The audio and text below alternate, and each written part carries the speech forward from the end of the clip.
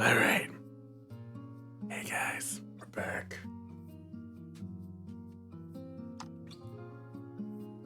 How's it going? This music makes me want to whisper.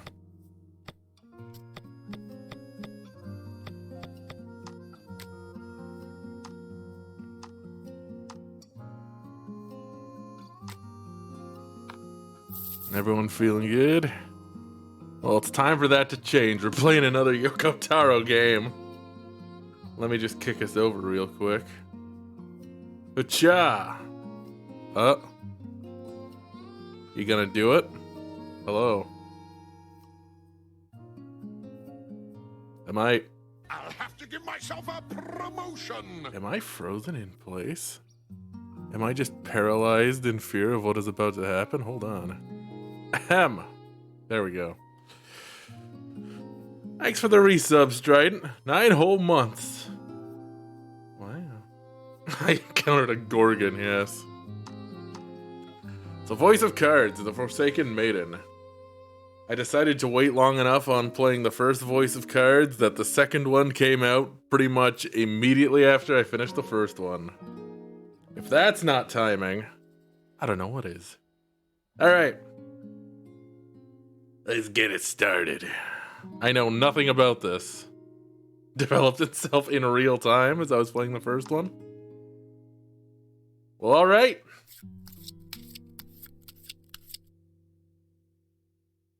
Well, let's get it going.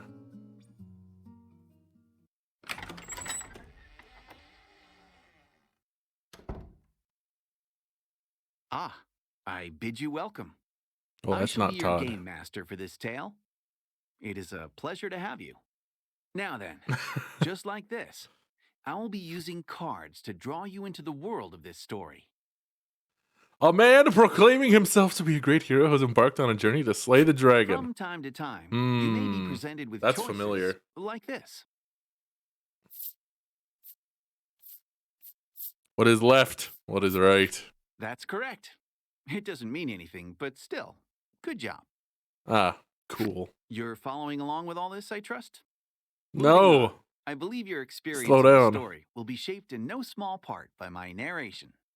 As such, I hope you'll have rather more fun keeping the sound on while you play. That said, rest assured that the game remains enjoyable without sound. My words will be subtitled just as they are now. You don't know how you feel about the new voice you missed, Todd? Todd has a certain quality to his voice. Mark Atherley, best known as Polnareff's VA in the JoJo OVA. That was the early 2000s. Guy hasn't done much, huh? Or he's done a lot of bit parts. Sorted, we're all ready to begin the game. Well, all right. My.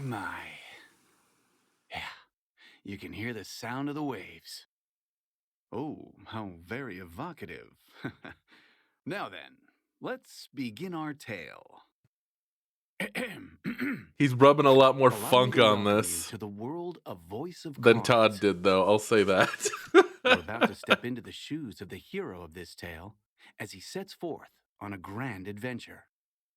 Said adventure takes place in a remote part of the sea, in which ancient traditions are alive and well. Square going for non-union talent again to save money? I don't know. Todd is probably also very busy.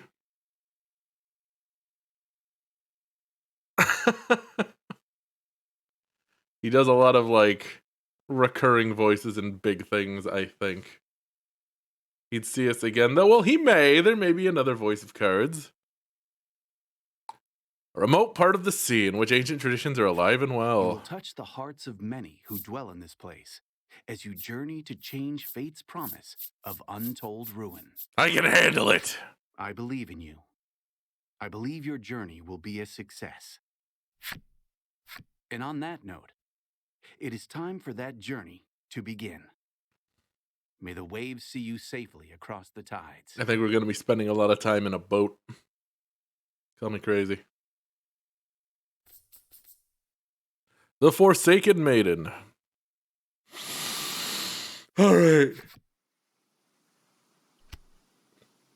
Our story begins in a secluded grotto. The sound of the waves echoes softly across the rock walls. A solitary young man stands in front of a ship floating in the water. Brush in hand, he busies himself painting the vessel. Once he finishes his work, he decides to carve his name into the side of the hull. A finishing touch.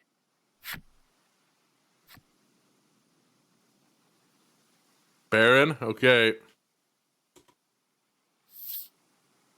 Baron. That's an auspicious name. You carve your name in small lettering into the ship. Baron. A handsome name, that. Thank you. Yep, he'll never have children. This young lad is the hero of our tale, and your window into the world. You're a navigator without a ship, and your soul yearns to set out upon the ocean blue for your own reasons. My own reasons. My own You've spent raisins. a great deal of time repairing the wrecked ship before you, in the hopes of crafting a partner aboard which you might sail the high seas. The sound of a wooden box tumbling to the ground rips through the grotto. You heave a deep sigh and decide to head over to the source of the racket.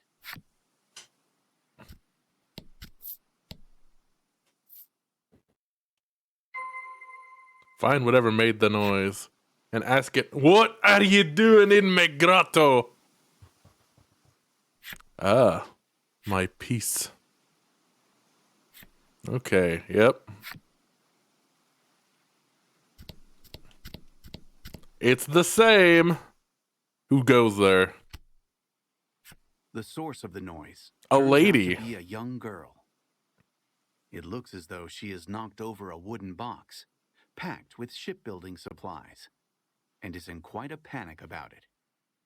There are cooties in the grotto now. Oh The no. girl's name is Laddie. You came across her some time ago, collapsed on a beach. Oh, we're already acquainted. You attempted to bring her to a nearby village, but she was quite opposed to the idea for some reason. As such, she has been helping you repair the ship here. Look at the giant cable knit sleeves she has. You're not quite sure how to respond to her knocking the box over. Laddie, and then laugh track. What do I say to her? Or, it's okay.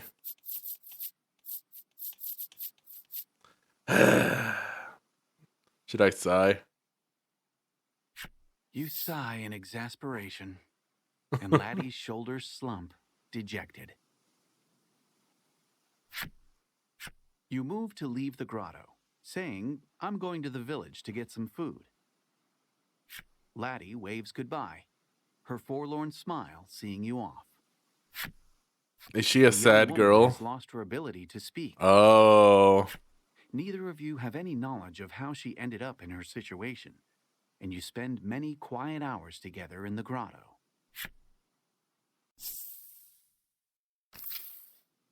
The scent of the sea and a sense of isolation hang heavy in the air. The island is bound for ruin and has had its name since before any can really recall. This is Omega Isle.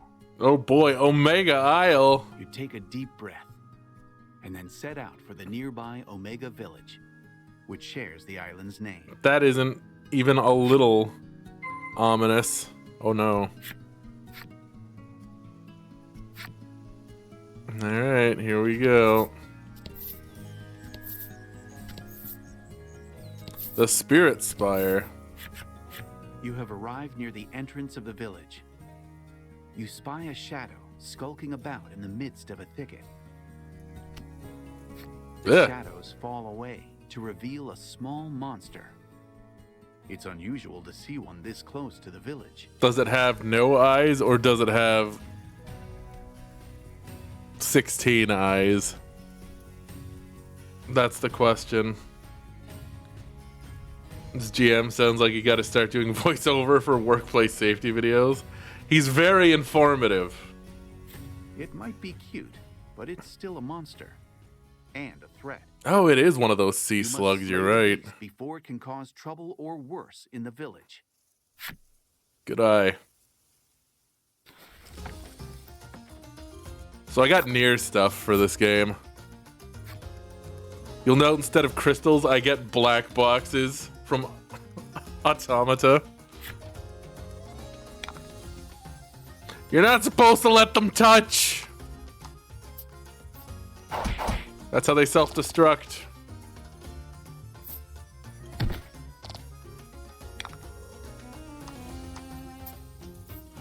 Take that. I never met a slug I couldn't murder.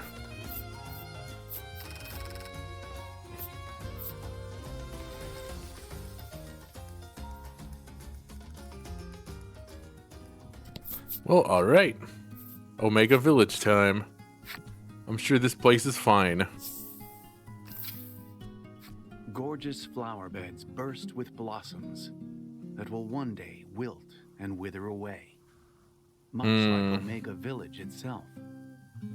This is a village that has accepted its fate to be but a moment in time, destined to fade. Destined to fade. The character skins for the Automata stuff do not match the actual character art. Yeah, that's why I decided not to go with them. They seemed very incongruous. What's over here? Hey, we remember you from the last game. Fall, he mutters, to no one in particular. So there's no maiden for this island? What about a silent maiden?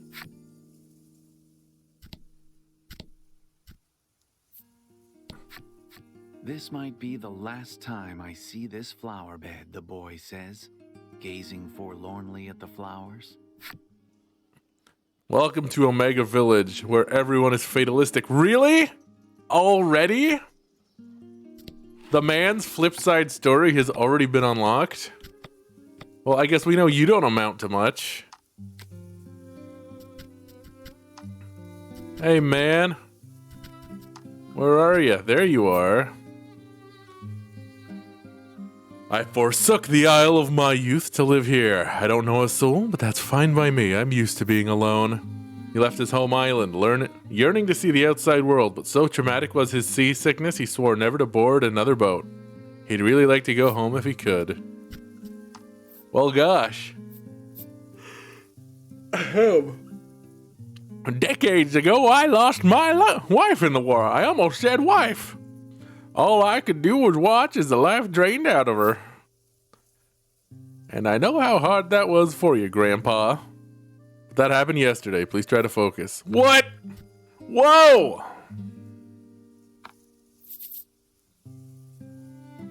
It happened yesterday, old man. Get over it. Right through the flowers. I wish I got to be the maiden, the girl says mournfully, dressed head to toe in maiden garb, and clearly pretending to be such. Plain girls, flip side story. That's just how it is, huh? Are we getting these all really fast because they're just recycled character models and we're gonna get new characters? It seems like we got a lot of character cards to flip over. She grew her hair out, though her mother said it looked best short. She wore platform shoes, though her father said they were dangerous. She longs to be all grown up. Why, you ask? Because her parents are no longer in this world to tell her otherwise. She detests her own weakness. Just wants to be an adult already. Dang. Well, you know, it's the mark of a child. Wanting to be grown up. Who goes there? A lone woman diligently cleans the grounds of the maiden shrine. That's it?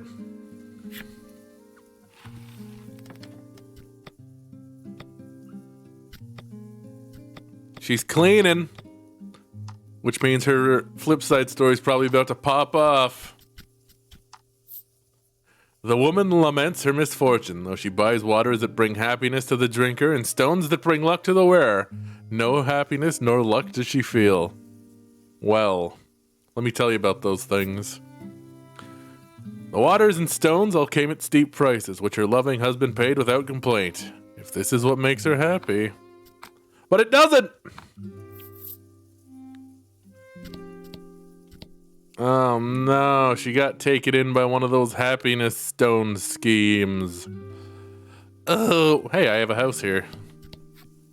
Home sweet home. This is no time for a nap. You turn around and walk out the door. Let's not... She got into an MLM, yep. Let's not, abandon our silent friend. How may I help you? The proprietor inquires. Now that's a look. Very fancy. The owner of the accessory shop accessorizes. Who would have thought?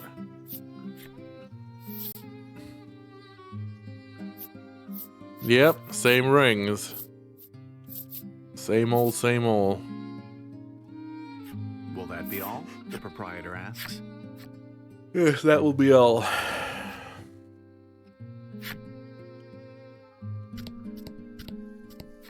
To the elder's house. Stop in at the mayor's house. Whoa. That he already has a guest. The two are engaged in discussion. Who is this handsome old man? You listen in and learn that they are troubled by monsters that have appeared near the village and have been devouring precious stores of food. The villager sighs deeply. I suppose it's about the end for the village, they say flatly before departing the mayor's home. The man left standing in the room has a certain sagacity about him. He notices you waiting and inclines his head in greeting. I couldn't help but notice your certain sagacity, sir. His name is Grief. As the village's mayor, he spends his days dealing with all manner of happenings around town. He looks to be at a loss over the damage being caused by the monsters. It would likely be a simple matter for you to deal with the beasts. Sure, I can help. You offer to deal with the monsters in exchange for some food, and Grief replies with his thanks. You're always a big help. I'll do it for food. This is part of your daily routine. You work to sort out the village's troubles in order to procure food to eat. I'm a handyman. Except I'm like a raccoon, I'm only here for food. Monsters! Alright. Time to kill us some monsters. Some monsties, if you will.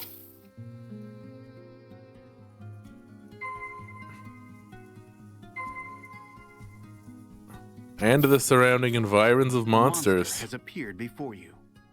It holds what's left of a piece of fruit in its teeth, and its mouth moves restlessly. With a sigh, you mutter, "Let's get this over with then," and ready your weapon. Well, alright. Time to kill me a monster. Don't hold back. Oh, I'm getting the HP tutorial now, huh? Yep, time to kill me a sea slug.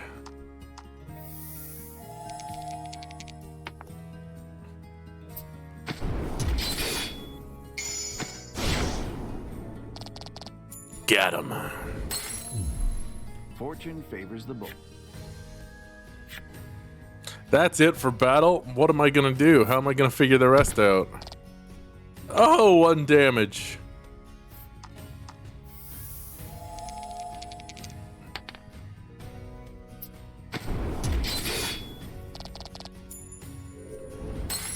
Very strong.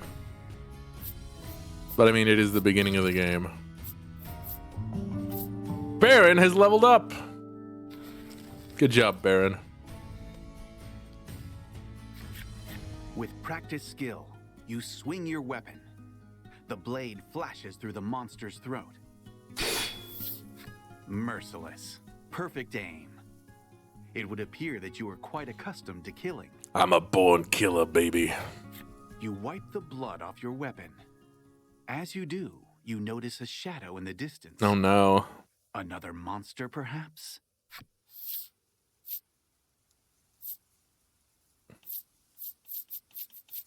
Let's go into melee range. Silently, you creep up on the shadow and bring your blade down on it with practiced speed. But the shadow nimbly evades your strike and runs off. What? How is this possible? Whatever the shadow was, it was taken aback by your unexpected assault. It looks like it ran off in the direction of the spire near the village. Get back here. I will not view my cards. I need not. This ain't my first rodeo of cards.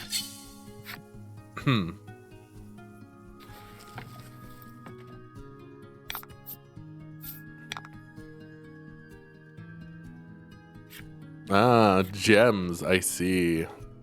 Up to 10.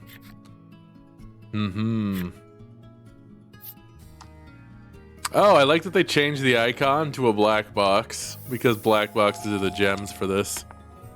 Neat. That's a good touch right there. Good work.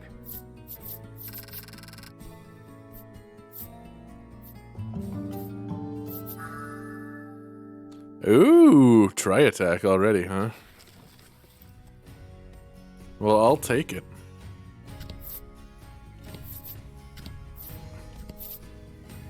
Alright, you know what? Let's just do this instead of exploring right now. We can explore later. Chances are if we find anything, we won't be able to interact with You it. stand before the Spirit Spire, said to have been erected to protect the island. Yet with the villagers having accepted ruination, it now stands forlorn, an edifice without a purpose. Dang. This place, so named for the spirits themselves, is one that the villagers do not enter. No. Despite this, you say to yourself, I have to get rid of the monster, and decide to profane the place with your presence. What's a little profanity between friends? Time to go kill that weird puppet-looking thing. I see. Nothing here, huh? Eh. Who would have thought? You who enters, spirit. Oh, a spirit Halloween's moving There are in? some words etched into the door, but they are weathered and difficult to read. Worried though you are about whatever the words might say, you nonetheless try pushing the handle. With some protest, the door groans open. I'm sure nothing bad is going to happen. I'm sure I'm not dooming anyone or anything. You spy the shadow of the monster you encountered earlier. Your insight that it had taken refuge in the spire has proven a good one. The shadow notices your presence and flies off at blinding speed. You can't help but admire the rapid escape, though it looks like you're back to chasing after a shadow. Monster?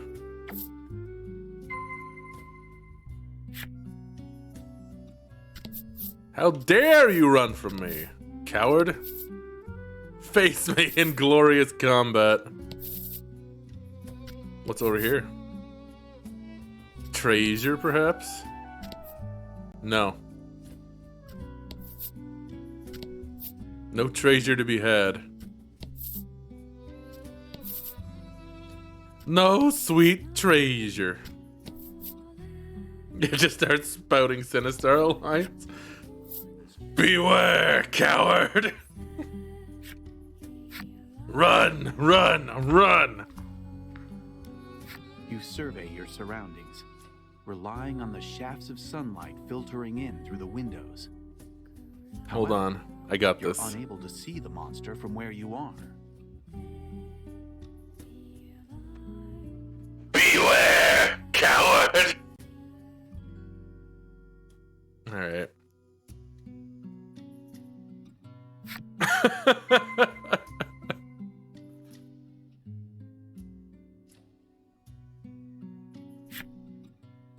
The tiles up here are different. Did somebody wax these? Is it really slippery? Sinistar has seen it in Arby's drive-thru, yep. Whoops. In the back of the large hall, there is an altar, which evinces a sense of deep mystery. Evinces? The altar is wrought of a strange kind of stone, its surface polished smooth. It looks as though it's meant for use in some important ritual. You approach the altar to check that there are no places for monsters to hide themselves away inside it. How many points is that worth in Scrabble? I mean, a little, but not a lot. Maiden. Maiden here. Who dat? In reply to the mysterious and unidentifiable voice that suddenly rent the silence, you ask in a sharp tone, "Who's there?" Anyone? I, Spirit. You strain your ears, trying to make out the broken snippets of words echoing off the chamber walls. Lati. After speaking a word that rings familiar to your ears, Laddie, the voice becomes impossible to hear. Do you know Lati? It cannot be. Could you truly have heard the voice of the spirit from the Maiden's myth passed down on the island? All signs of the monster you were in pursuit of seem to have vanished. Could that be the For monster? the time being, you decide to return to the village and report your success. Big success. We'll just shorten it to suck, though. Big suck. Big suck at the tower. Yep. And then the village is destroyed. We've done it. Omega Village has fulfilled its destiny. Alright, time to go back. I gotta get food for me and my silent companion.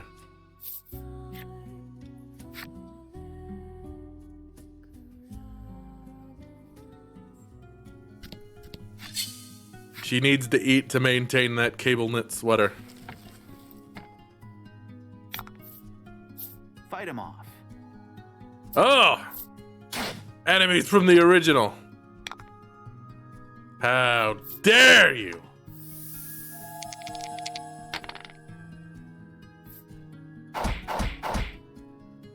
That could have been better.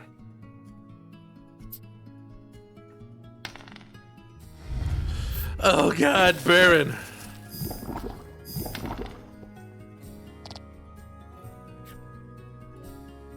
Poison.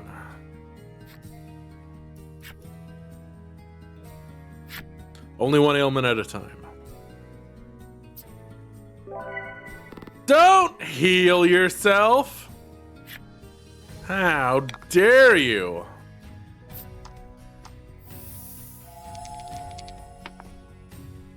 You little bastard. Heal that. Go on, I'll wait.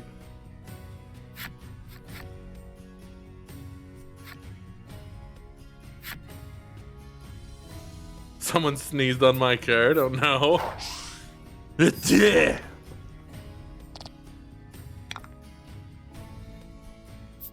It's fine. I got a little bit of a cold. Oh man. Ow. Do not smack me.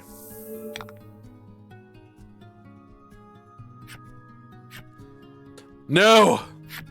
I'm not using Sav. Did you not watch the last Voice of Cards game? I'm not using Sav. Never!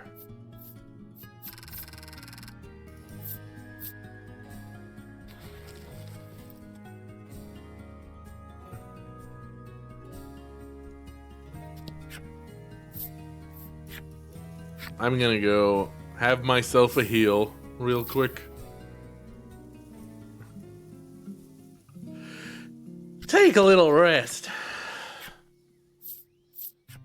lay yourself down and close your eyes. It's the first thing you checked when you were playing. The medicine was still the same. Oh, man.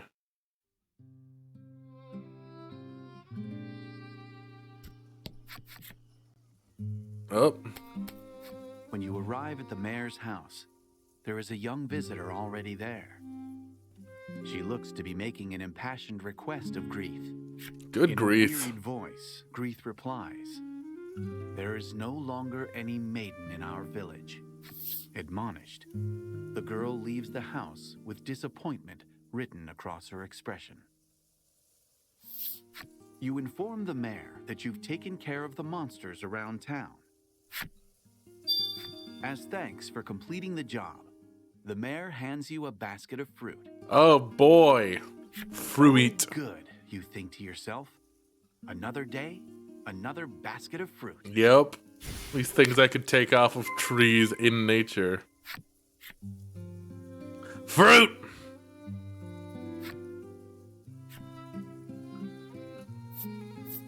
Did I get a special thing for someone? Is that what the trigger for this is? Ah. Grief. Well, I'm not going to bother reading that until we've got the flip side story. Jewels have at best valued solely for their beauty, with no regard for their shape before they were cut. Don't you agree? That's deep.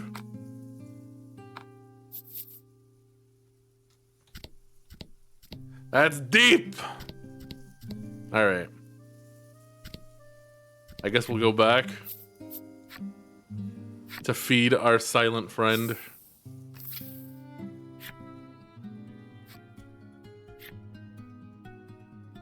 Let's jump to the secret grotto. Feed Borp? Okay. Just throw some fish. You re-enter the grotto and announce your return. I'll announce my return. Beware! I live! Run! I hunger! On a normal day, Laddie would already have zipped over to greet you. But today, nothing. That's sinister. Laddie! Oh no. Did my exasperated sigh make her upset? You walk over to Laddie and discover that she is sound asleep. Okay. Life in the grotto is not one of creature comforts. Rather, a fair few inconveniences. You've tried several times to bring Laddie to the village, but she was adamantly opposed on every occasion. No, she wants this grotto. You sometimes catch glimpses of her face while she sleeps. Always it is contorted in anguish, as though she is in the throes of a I feel like terrible grottos are nightmare. usually nice, though. You notice a bulky book lying open next to Laddie, Is it a grimoire voice? filled with carefully drawn words and images. It seems to be some kind of picture book that Laddie made herself. Herself? You know, I confess, Let's take a look. unable to overcome your curiosity, you decide to take a look at the picture book. Yeah, really piss her off, yep. Beside evocative images of deep forests and towering mountain ranges, Laddie has written a story patterned after the Maiden's myth. The picture book story is set in a small village replete with nature. Oh, very replete. The village enjoys the promise of peace and tranquility, thanks to the young woman born to be the Maiden. The Maiden. Who does that look like? The Maiden goes before the altar to perform a ritual, which invokes the power of a great spirit to protect the village. You look over the artwork, a spitting recreation of the altar you saw in the spire, and think back on the mysterious voice. The voice claimed it was a spirit, and you're certain it spoke Laddie's name. This is just a virgin sacrifice story? Oh boy. kind of so has caught that up in feel, the doesn't it? thoughts racing through your head that you failed to notice Laddie had awakened. Laddie seems embarrassed that you've seen her book. Tears prick the corners of her eyes. If Laddie were indeed the maiden, it would be no exaggeration to call her the very light of hope, a protective force that could save the island from its encroaching ruin. With faint expectation tightening your chest, you consider taking her to the altar in the spire. This is moving awfully quickly in that I'm just deciding things for Laddie now. But first, let's eat. All right. You've given Laddie some of the fruit you brought back. She dreamily stuffs some of it into her mouth. Maybe she likes it. You hope so. Your stomach rumbles as you watch her. And together, the two of you enjoy a light meal. Welcome to the party, Laddie. I'm just gonna take her to the spire without so much of a word of discussion. The ship you've constructed gently bobs in the waves. Oh, it's You run creaking. your hand along its hull in admiration, and then return to the litany of tasks still to be done. She's a fine piece of garbage, lads. 'Tis a fine vessel, to be sure. All right. Let's go take Laddie to the mysterious spire. I'm sure nothing horrible's going to happen.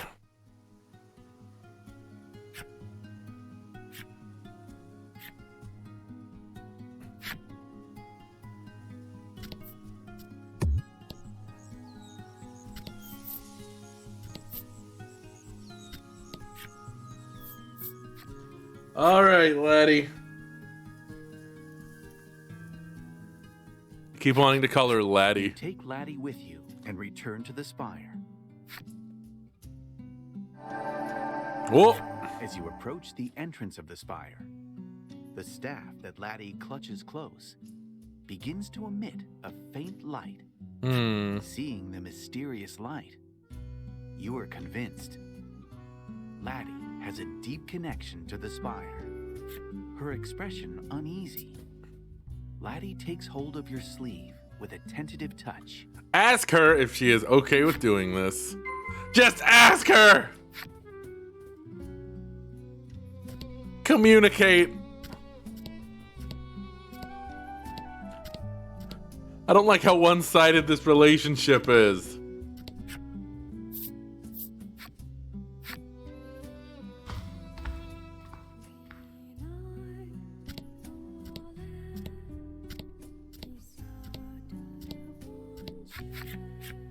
You stand before the altar once more, bathed in an air of mysticism. The light emitting from Laddie's staff intensifies, as if indicating its destination. Excellent. The Maiden. Ah! In response to the enigmatic voice, Oh, jeez. Laddie's staff exudes a dazzling light. A spirit appears right before your eyes. A spirit? Well, maybe it's a spirit? It's some kind of strange stuffed animal. It's a puppet. I am the spirit. Calf, calf. Or is that me going? The stuffed toy seems to be affecting a voice of considerable gravitas and choking itself in the process. This creature is called Lack. Though you cannot be certain it speaks the truth, it claims to be a spirit. You approach, hoping to ask about the maiden. But with blinding speed, Lack zooms behind Laddie, putting her between you as a shield. Well, look at it on her shoulder. You're the one from before, Lack says, quaking. That's right. I almost kill you, and I'd do it again given half a chance. It would appear that you're mistaking the creature for a monster, and doggedly chasing after it has made it rather afraid of you.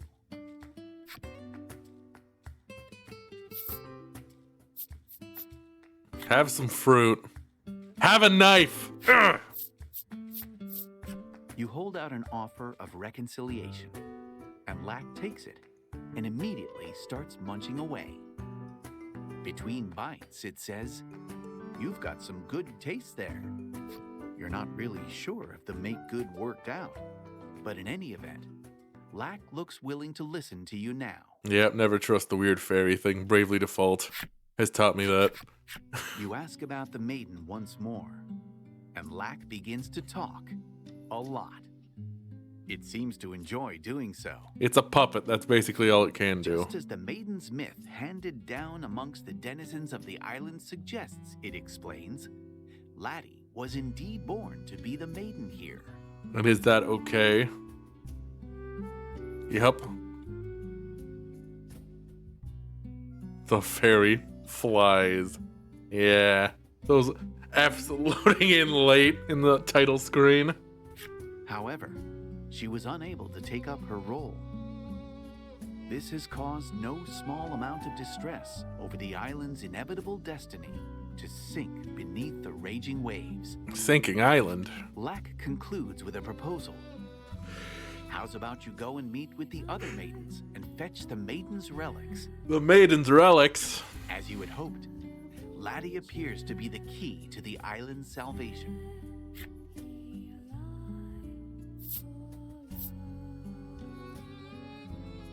If Laddie becomes a maiden. Laddie becomes a maiden and performs the maiden's ritual at the altar, the island can be saved. But what does that mean for Laddie?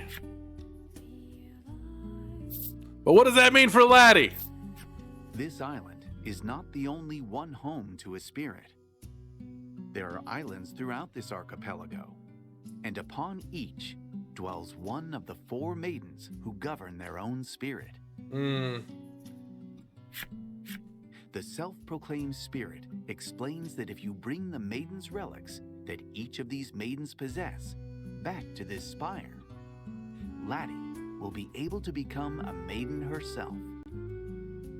Laddie shows the staff in her hand, wearing an expression that seems to say, "This is a maiden's relic." I see. This is a maiden's relic. You ask, should we kill the maiden? Kill Steal them? the relics? Laddie shakes her head rapidly, as if to insist that you definitely should not do that. Is Baron a sociopath? Is that what this is? As Lack explains, each maiden has an attendant, an escort, and protector. This would make it difficult to take the relics by brute force. He's Baron of Sympathy. He might be. The world-changing immensity of what you have just learned echoes in your mind. It takes you a little while to fully digest it. Like, Ash was a piece of shit, but he wore the fact that he was a piece of shit on his sleeve, and that made him likable. I don't know about this guy yet. But it does just so happen you've been readying a seaworthy vessel for your own purposes. You accept Lack's proposal to help Laddie become a maiden. Lack has joined the party. So, you want me to poof you back to the entrance? Yeah, sure. You decide to make for the Spire's exit. Baron is not the ship. Baron is the guy who made the ship and wrote his name on the ship. I'm Baron and this is my ship.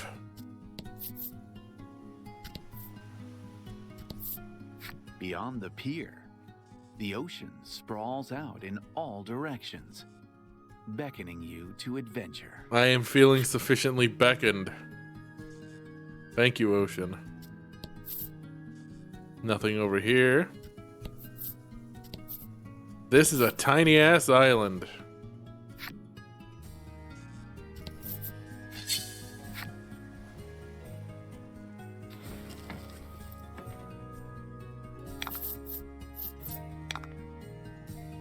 It's a wolf.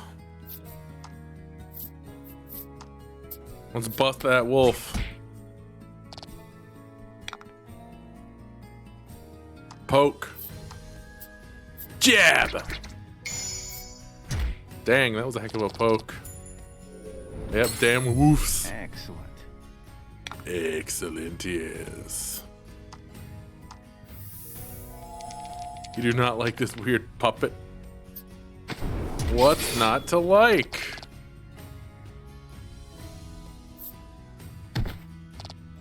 The fact that it's got a creepy nose.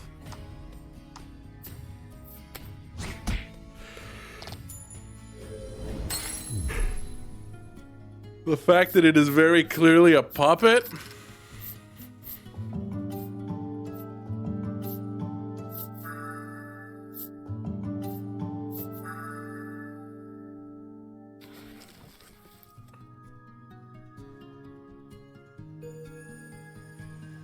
Sea Hare's enemy story. That's right. That is the typical name for these things. Sea Hare. Adorable and carefree though they appear, these beloved creatures have a staggering number of natural predators that keep them locked in a fierce fight for survival. They are, however, exceedingly difficult to digest. Should they be eaten, they can gnaw their way out of their predator's stomach. Ugh.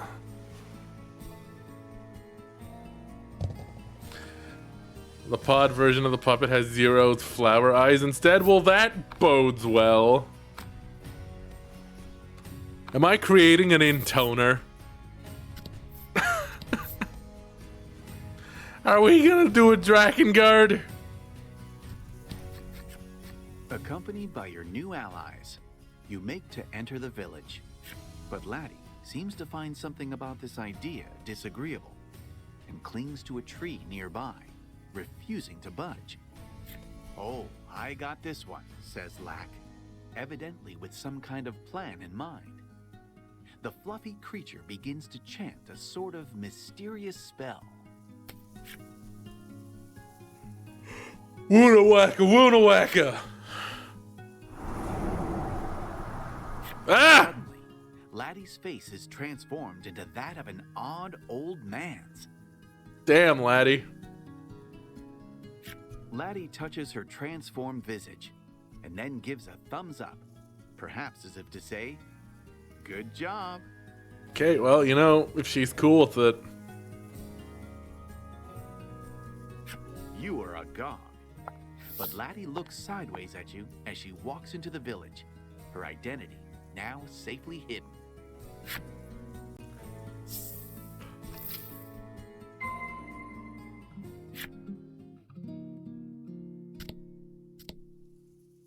No Swolty, yep.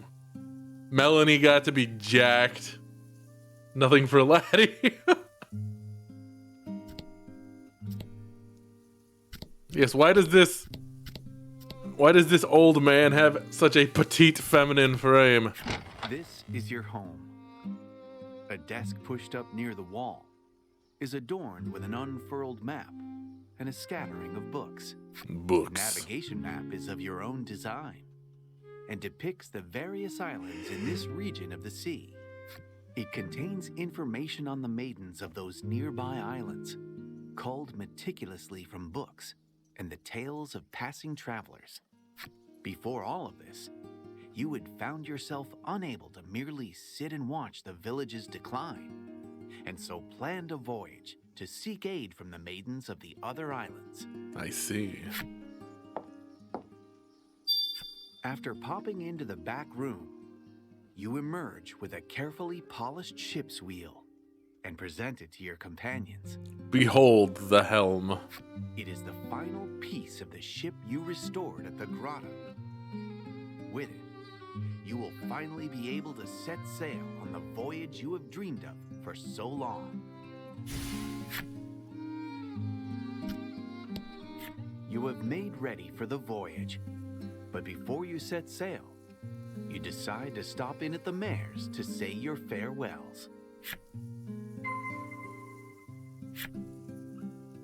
If this island is really as small as it seems, wouldn't everyone be very confused by this mysterious old man? Grieth's eyes fall over the unfamiliar face behind you. And who do we have here? I cannot get over how handsome this old man is. It's throwing me every time I see him. Well, who do we have here? My girlfriend! Dig 'em. Yep. At your quick response, Biff blinks a few times in confusion. It's the mustache. It tickles when you kiss her. His eyes dart back and forth between the pair of you, as though his brain is putting together the pieces of a complex puzzle. At length, he offers a deep nod. You'll need to clear up the misunderstanding later. Changing the subject, you explain to the mayor that you'll be leaving the village for Just a little while. psychic damage, on a yep. voyage to save the island. You felt sure that the mayor, with his love of the village, would see you off with a smile. And yet the moment you explain that you found a maiden who can save the island, his attitude changes like the fickle sea winds, and he voices opposition to your journey. This island is destined to meet its end, he says. You can practically sense him digging his feet in. This island must die. You cannot fathom why he, the mayor of the village, would believe something like that. Though each of you hold the island in your hearts, you cannot reconcile the difference of opinion.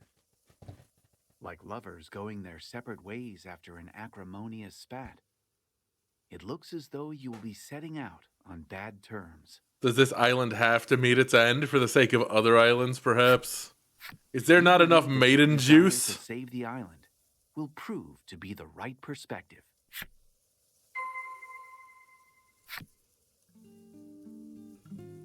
Yep, I'm sure I will not come to regret this decision.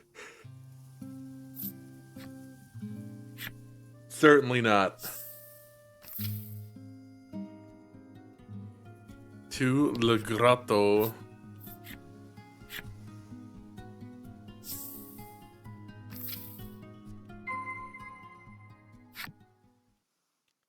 All right, to the ship.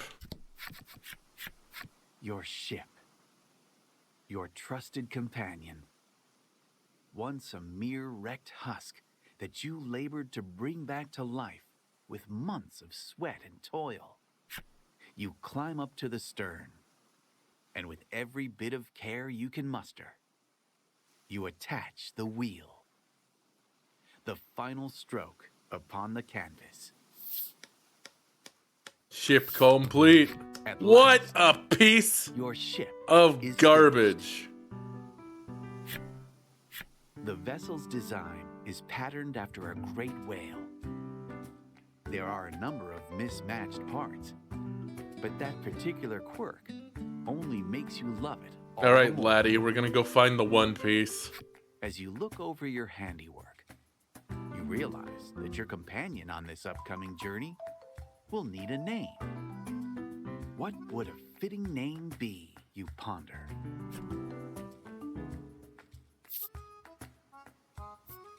All right, laddie, what do you think? Laddie tears a page from her book and then scribbles a name down on it. In her small handwriting, See Captain Burn? Oh no. the Bon Vent. The Bon Vent. According to Lack, the words are a kind of prayer in the language of the spirits for safe passage when bidding one farewell on a long journey. Oh no! Are the spirits French? A farewell said before long journeys. The words could make a fitting appellation for your ship.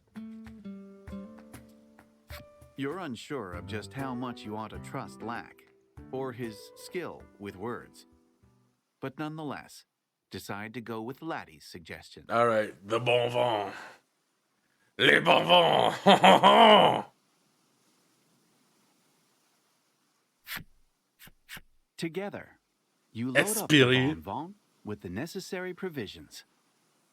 Do we Preparations have- for your departure are now finished. Is the Bon Vent full of esprit de corps? Tabernacle? Various other exclamations? Weigh anchor. You throw your hands upon the ship's wheel and shout, Weigh anchor with gusto. Your voyage has begun. And then you have to leave the wheel of the ship and weigh the anchor yourself because nobody knows what to do.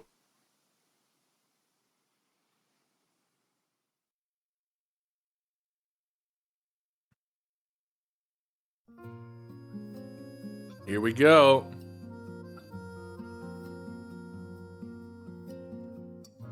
Spirits dwell upon an archipelago surrounded by sparkling seas. Who? It is one of these islands that Maiden's gardened by something. The spirits have helped them keep the island safe since time immemorial.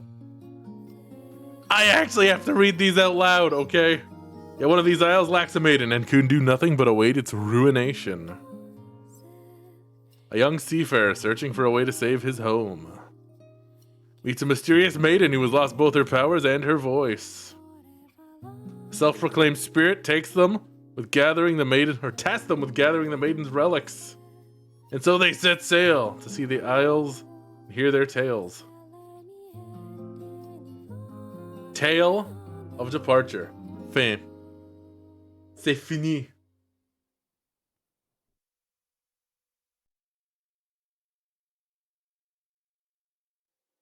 You'd love a set of playing cards with all these characters on them whenever Yoko Taro finishes these games. Taste of seawater. Oh. It nonetheless cuts through the waves like a fillet knife through fresh fish. Like if there's 4 voice of card games and each game is a suit.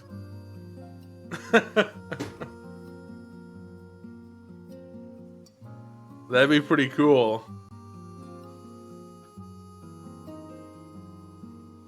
It is your first sea voyage.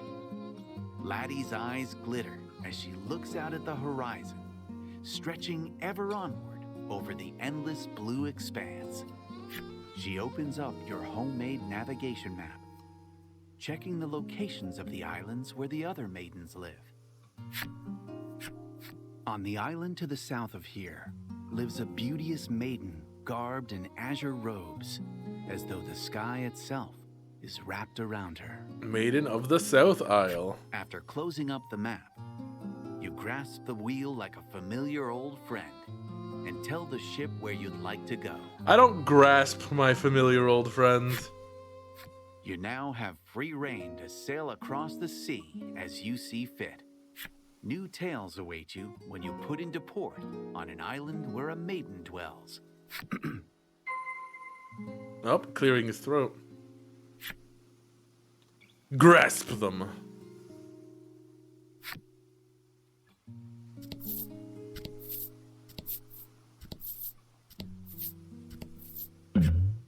Event. Whoa. You spot something blown into the sky from a whale's spout. It looks like it might fall this way, but it's hard to make out with the sun behind it.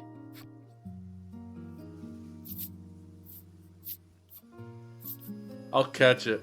I'm sure Porp gave me a perfectly helpful item. You open your arms wide. And See? into them falls a fish. Fresh fish. It's a fat, tasty-looking fish. Your companion's stomachs growl at the sight of it. That intro made you think this was an open world. You could do the maidens in any order. It is not. Yeah, it definitely seemed like it, didn't it? Recalling it's about time to eat, you deftly prepare it and share a friendly meal. Thanks for the fish, Porp. Stream sniping. Stream sniping to feed us fish.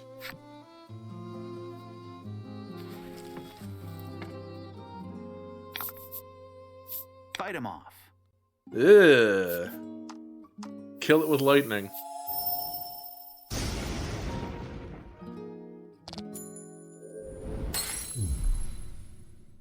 Oh yeah, your chat's gonna get jealous that I got fed.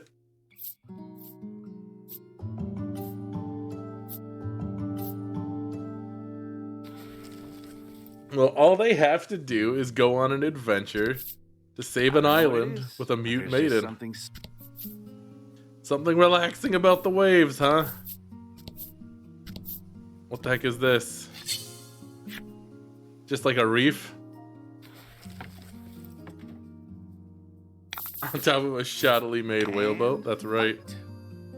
Oh! It's another sea hare. A fancier one. Oh, laddie, you didn't seal the deal. I'll seal the deal right now. To death. Velvet Room Edition, yeah.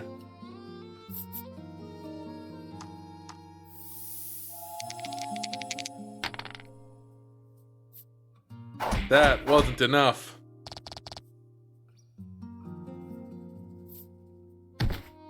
Eh. Don't hit laddie. She'll hit back and then you won't like it.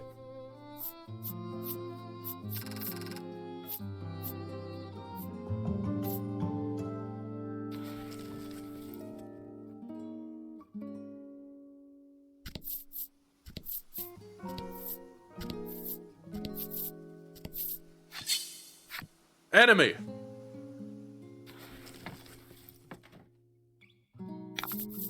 We gotta find this island. Ew, it's like a weird hedgehog thing. What's with that face? I don't like it. Is that a nose or is it one of those like...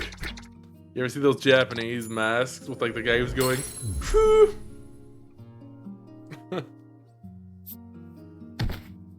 The Hyotoko mask. Begone.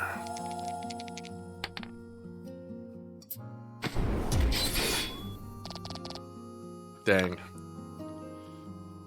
Is it weak to lightning?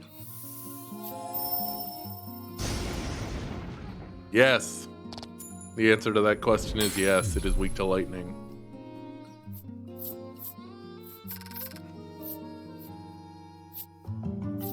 Baron has leveled up. Unshakable. Get my passives. Groom.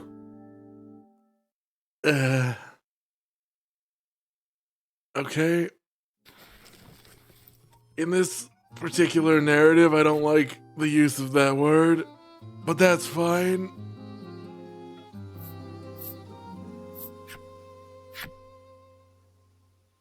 Let's take a look at my abilities. Okay. It's just grooming, like cleaning them off. Oh, excuse me. You can't go into an island while you're still on your ship, okay? Okay. Get off. Land ho. You cross the sea and arrive at the South Isle. On the South Isle, you will hear the tale of a maiden in blue. Sure. Very well then. Prepare to go ashore. All ashore who's going ashore.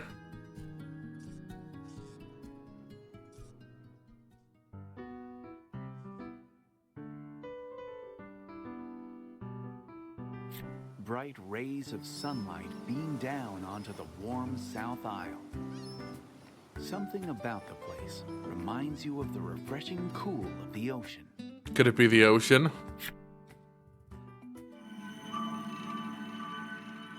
The tale of the Azure Maiden.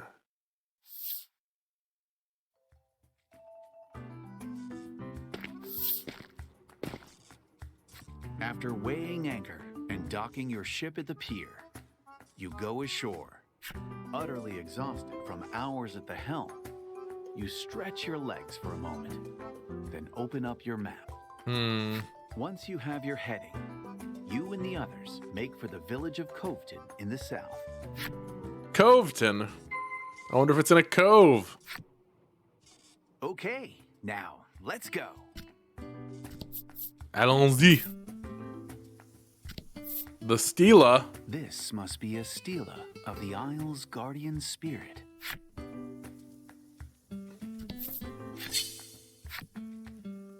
We're back to Stelas. Does that mean they're gonna be nuts at some point? I don't know about that. Lizard Man! perish.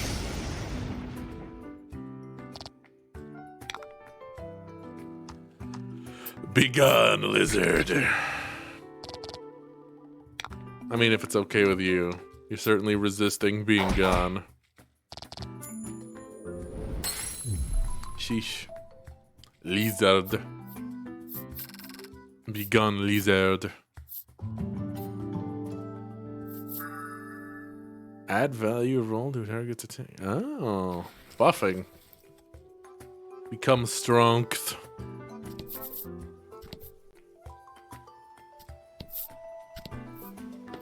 Oh, Coveton.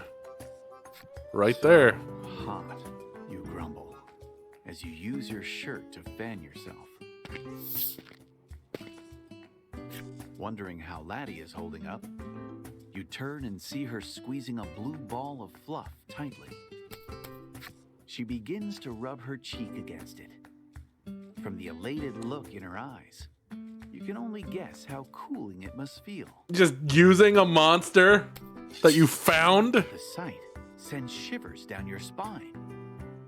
Laddie, that's a monster, you shout, readying your weapon.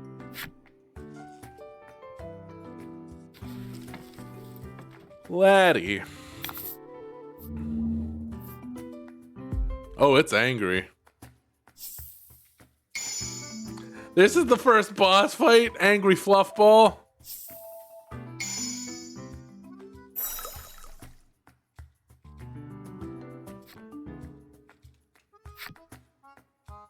Well, okay.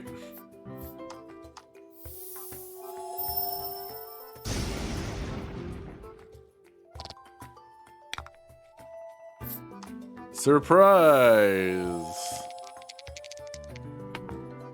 Yep.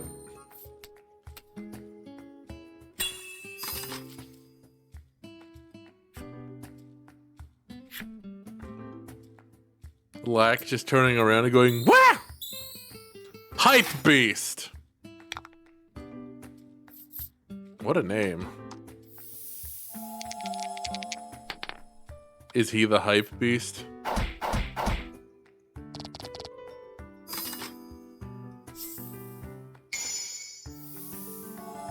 One gem. Free gem. Alright, laddie, kill.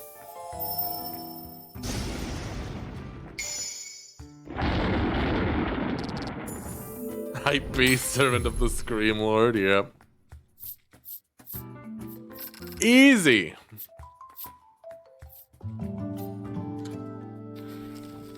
Creepy Puppet leveled up. Alright. Let's go to Coveton. In a cove. I can't believe it. The village floats in the center of a cove. The gentle lapping of waves fills the air.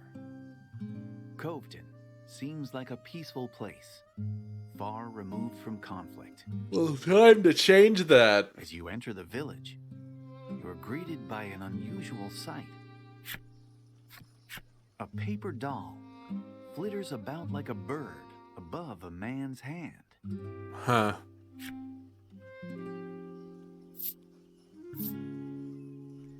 How's that doll moving? Curious gazes and explains that he animates it with a magic charm.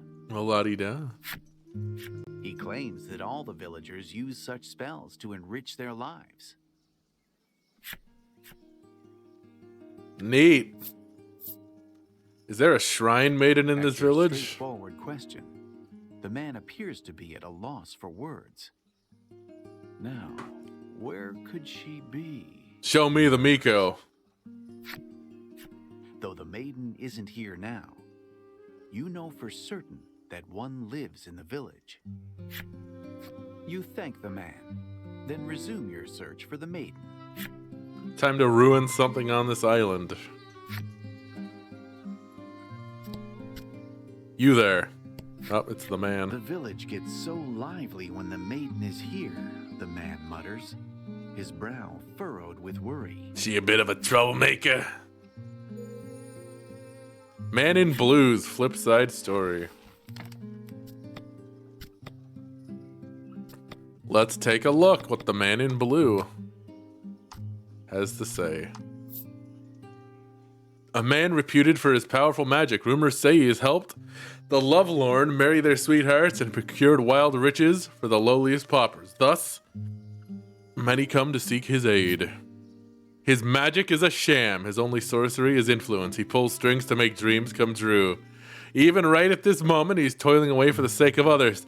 Oh, that scam artist. How dare he? What do you mean he's just toiling away for the sake of others? That piece of shit. Yeah, right. An influencer? Oh no. The old woman stares intently into a crystal ball. Not ready to show me, are you? She mumbles at it.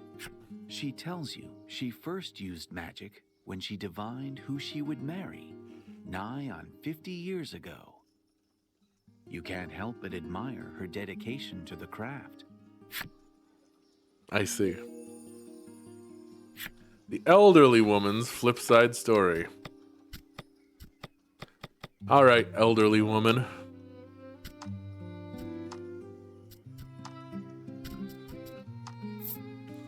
As an actress, this woman thrilled audiences with her rousing performances. Her nickname, the Sorceress of the Stage, says all you need to know about her powerful presence.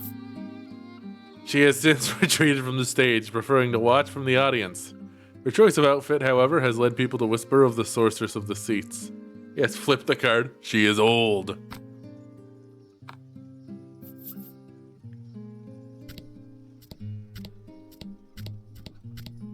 You there. The woman sighs. That maiden's gone gallivanting again today. She's got like a little doggy paper tag thing. Despite being tasked with protecting the village, it seems she has quite the infamous reputation. Bit of a roustabout. A wastrel. The Woman in Blue's flip side story. Well, let's do all these first. Ah! It's Rock Lee! Tells you the village may be renowned for its magic charms, but the tasty fish caught here aren't half bad either. He's back! Muscle Man has returned. Face contorted in concentration, the young boy deftly folds a piece of paper into the shape of a bird. You ask him about the maiden. I saw her at the Maiden shrine, he says, as he tosses the paper bird into the air. Thanks, kid. You're more helpful than any of the adults around here. The paper bird flaps its wings and flies about, showing you where the Maiden shrine is. Alright. Right there. We'll go almost the whole way, but we're gonna read some flip side stories. Lady in Blue, Simple Boy, and Muscle Man.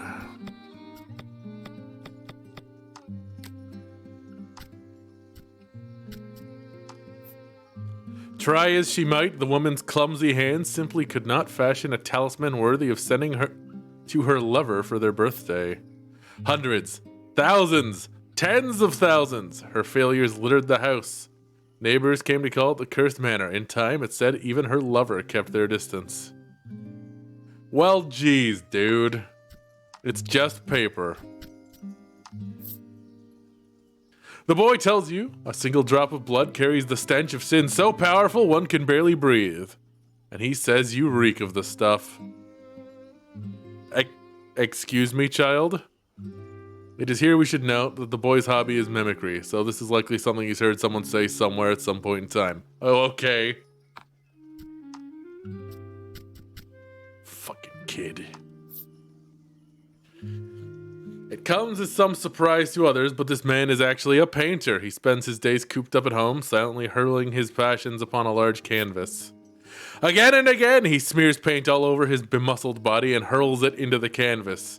Despite this dedication to his work, none appreciate his artistry. He has never sold a single painting. Yep, Rock Lee doing the painting.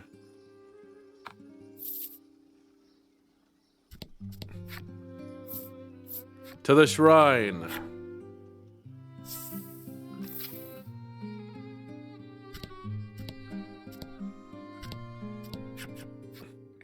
heart of the shrine, you see a young woman and man discussing something in earnest.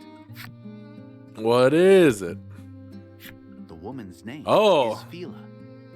She is, without a doubt, the maiden shouldering the Isle's fate. I remember you when you ran the item shop in the last game. The man's name is Hyde. He is the maiden's wise attendant. I want to talk to the maiden's stupid attendant. Excuse me. I need to speak with the maiden, you say, interjecting yourself into their conversation. Fila whirls to you and asks, which do you think is cuter? Though you're baffled by the sudden and unrelated question, she doesn't miss a beat and shows you a seashell in each of her hands.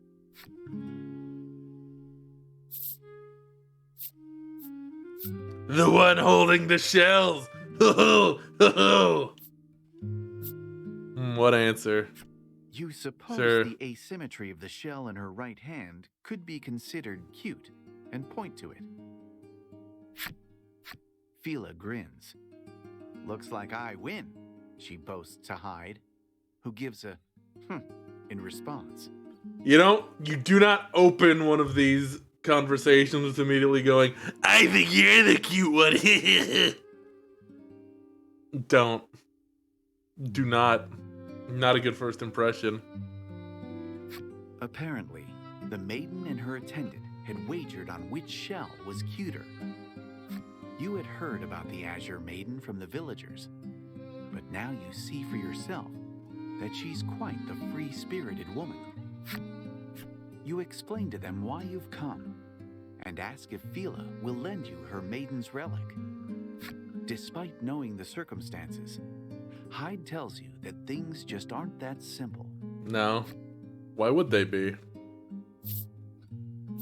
With words! With actions, sounds like I'm gonna physically accost somebody. You take a deep breath and prepare to persuade them when... I'll let you borrow it if you help me find the pirate's treasure. We really are going for the One Piece. She explains that there are rumors of pirate treasure hidden within the crystal cave southeast of the village. Pirates, you murmur. You think about it for a moment, but with little other choice, you agree to help. It's them what dies be the lucky ones, me boy. You never change, sighs Hyde. But Fila pays him no mind as she prepares to embark on the adventure.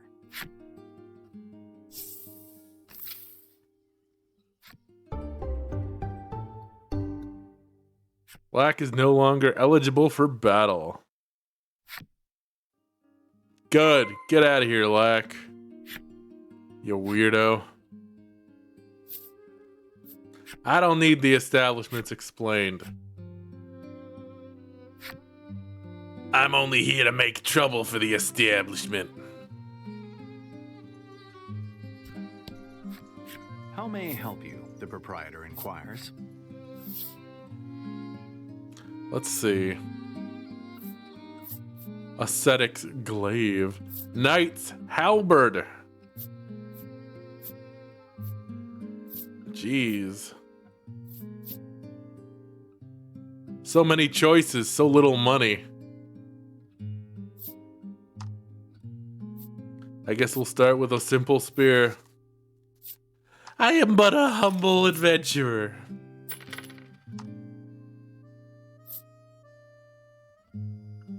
Will that be all? The proprietor asks. No, I didn't mean to buy.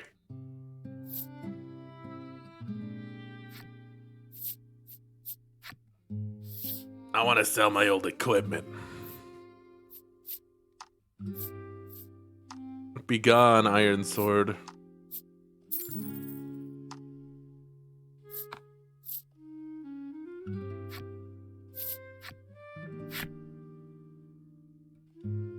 I got the super expensive sword in the last one. It's the main character's ultimate weapon. I also beat the super boss off stream. The trick was bringing Bruno. All right. Things have taken a very lively turn, haven't they? A very lively turn. Lively indeed. But which way are we going?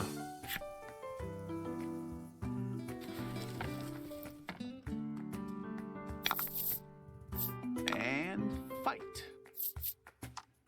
Gablins?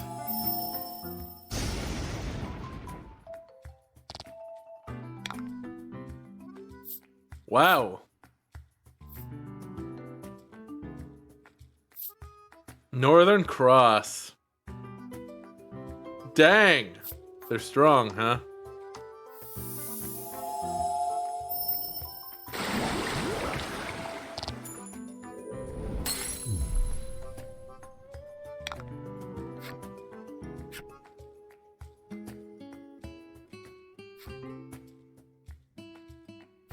Huh.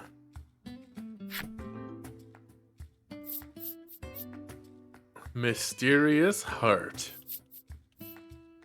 Stab. That's a really good stab.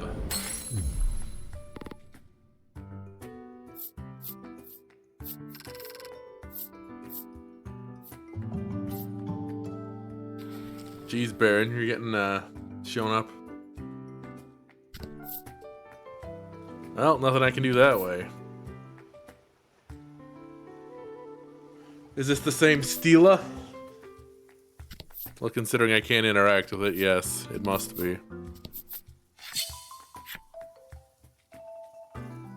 I can't steal a Azure Spirit. Fight him off.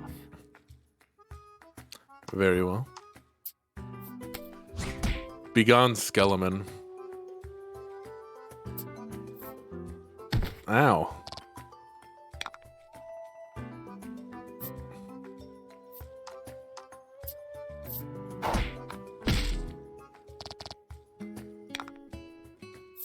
Let's try. Mysterious Heart.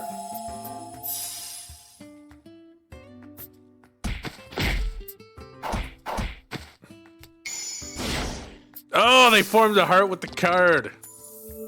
It's the heart of the cards. And then they just kicked the shit out of the guy. Very impressive.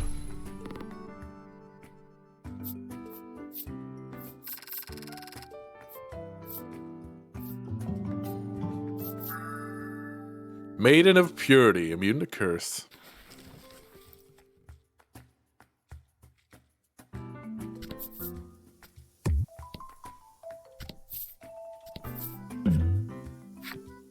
You spy a parcel on the roadside. As you pick it up, you are enveloped in a wonderful aroma. Huh? Inspecting the parcel, you read its intended destination was Coveton. You know not its contents, but will you complete its delivery?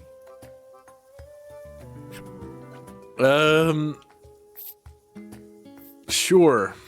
You decide to deliver it on your way and tuck the parcel into your bag. Eat it. It's potpourri. Just stuff it all into my mouth. Or potpourri. Potpourri. Treasure. It's ambergris. Mmm, delicious. Nom nom. Alright. Let's hand it over. But where could it be going? Hey, you. Nope. Hey, lady. Having arrived in Coveton, a woman asks you, "Are you the postman?" No, I'm the You shake pre-man. your Ugh. She says she's been waiting forever at the village entrance for a delivery. Her eyes light up when you show her the parcel you picked up. That's what I've been waiting for. It seems the parcel contained an exotic perfume she ordered. While dancing a jig in celebration of her long-awaited perfume, she hands you a gratuity for carrying it all this way. Professor Layton. As long as I don't have to solve any puzzles. Like a gentleman. Money! So I hadn't thought of it until just now, but is there no mysterious card situation in this game? Like there was in the last one?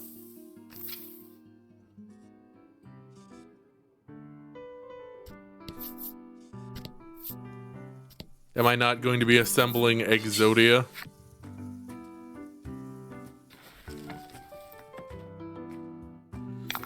Yes, thanks for the smelling nice juice, yes. Delightful. Positively delightful, thank you. Exodia of Maidens.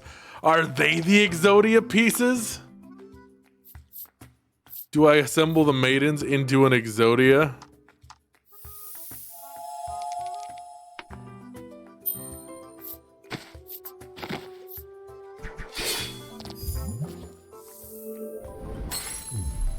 Good work.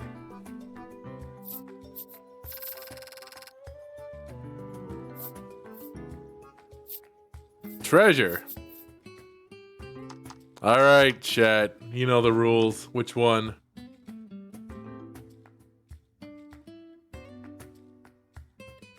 What's it gonna be? Mid, you got it. Little gold nugget. Cool. It was either that or drugs. How come I can't reach that card? Oh, that's gonna bother me. That is gonna bother me. Oh man.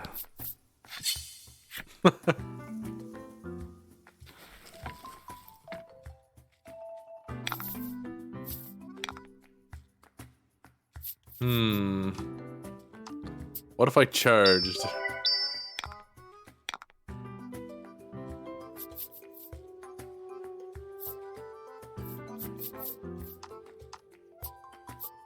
We'll do their AoE.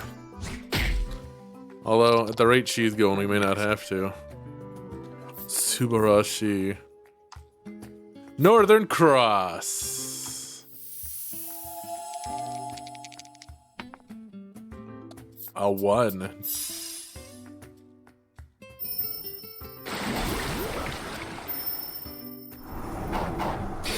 Their cards combined.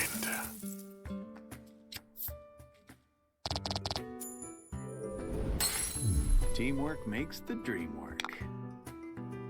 Or stab and keeps away the flabbing? I don't know.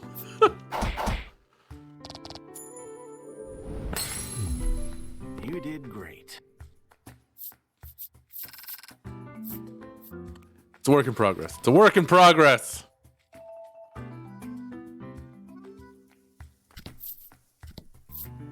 I want my teamwork ability with Laddie to just be pick her up and throw her like a javelin.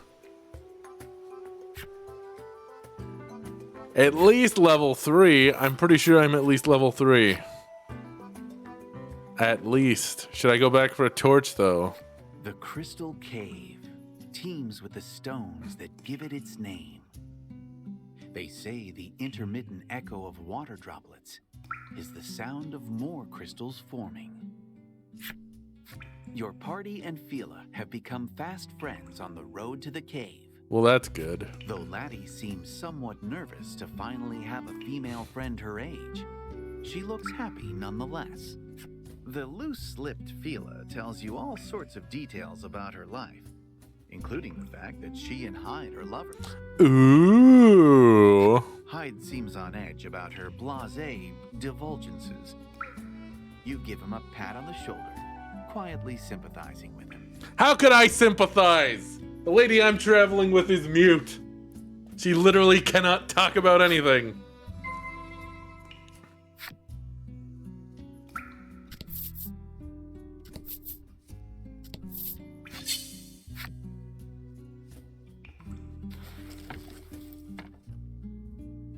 But her eyes are so loud, though, it's true.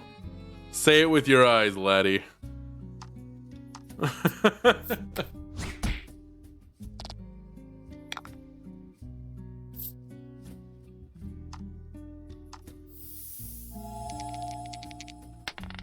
Good job, Fila.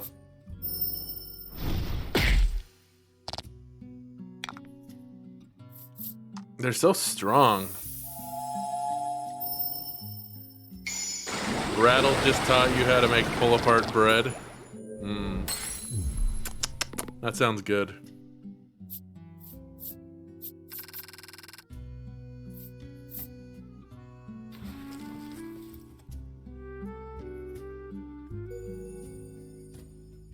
Goblin enemy story. I don't like goblins. Goblins. All right. Goblin. Goblins are superb mimics with a great love of humans. They owe their use of tools and repertoire of games to their time spent observing human activity. Goblins also attack humans and plunder their homes and villages, it's true. But who can blame them? They're simply imitating the humans they love so much. It was you! You were the monsters the whole time! Alright, I just gotta,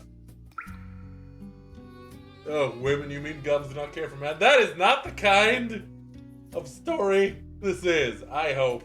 Alright, I just gotta turn some lights on. Just a minute.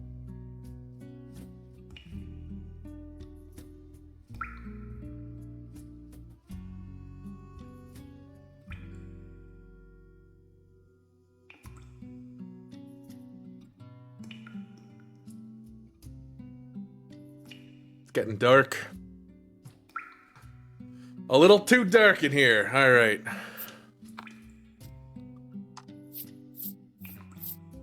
Okay, read both sides of that.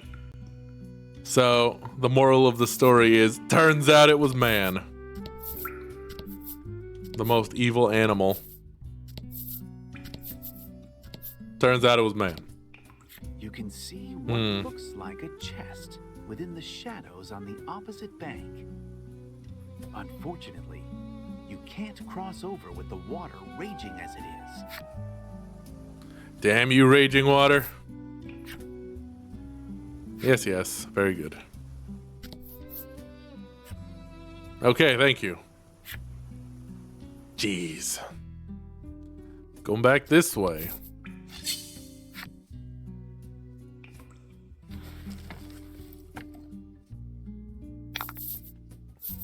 And fight. Be gone, Skelemans. We'll charge.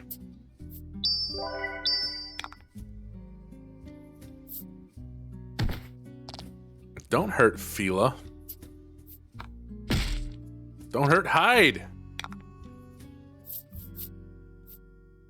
Extremely rude.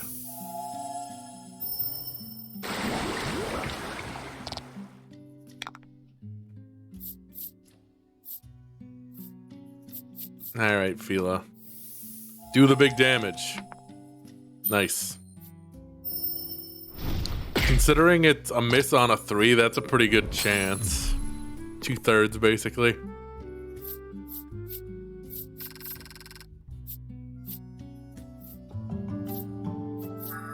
Self-heal.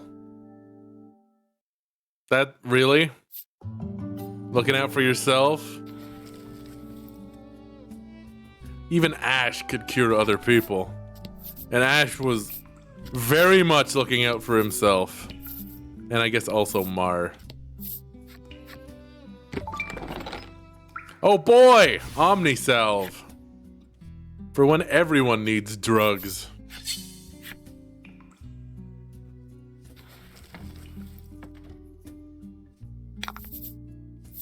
And fight. We share needles in this party? Oh no. It's the anime trope of an indirect kiss, but it's needles.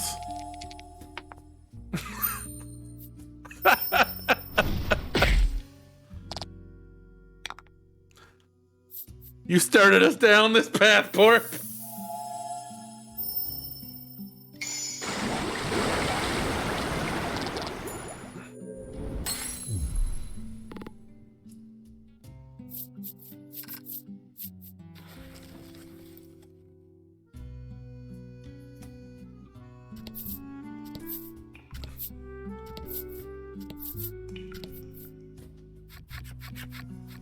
come across a large boulder. A boulder? You aren't sure where it fell from, but some of it is submerged in the waterway and is obstructing the water's flow. Hmm. The 5 of you rally together, then push. It is the large boulder, the size of a small boulder.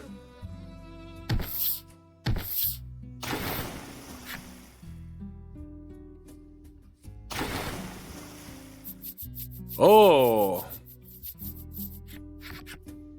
The boulder sinks into the water, stopping its flow completely. It looks like you have a new path to tread now. We have altered the ecosystem. Fila hugs Hyde in her excitement. He blushes in embarrassment and reminds her that others are watching. At their public display of affection, Laddie covers her face with her hands, but peeks at them through her fingers. It's okay, laddie. I know it's lewd.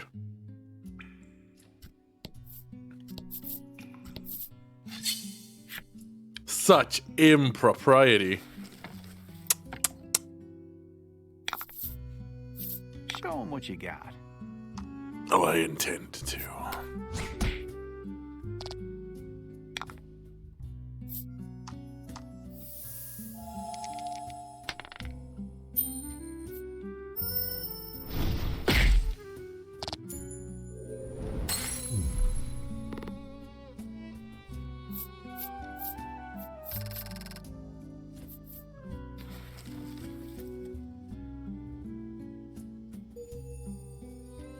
Skull's enemy story.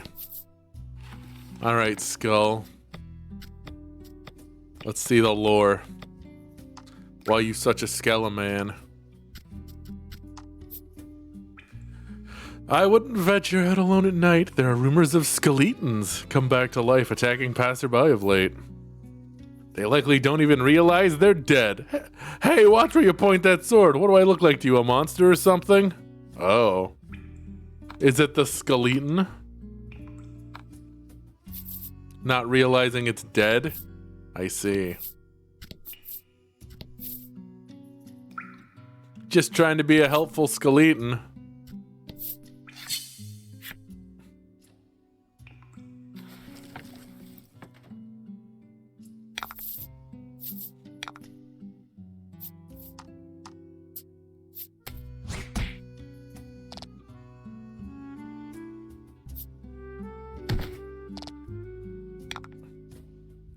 Do not strike the Fila.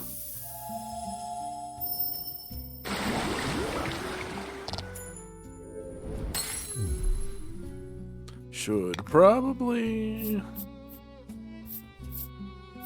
heal a little. Since we know Baron can end the fight very quickly. Fortune favors the...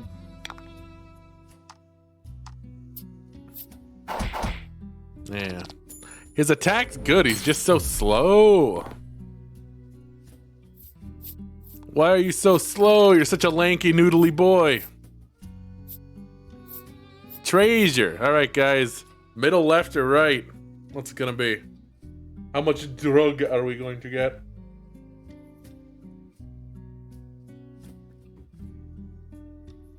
What's it gonna be, gang?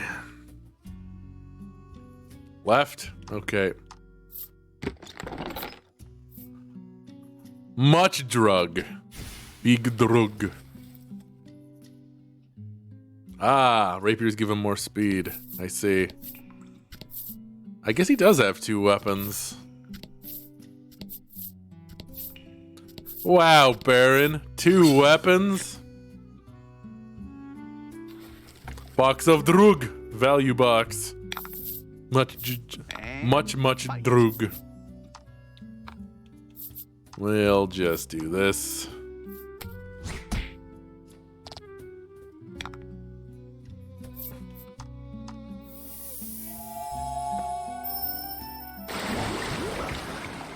I can't believe sea slugs are weak to water damage. It's the unsalted water. Really gets them.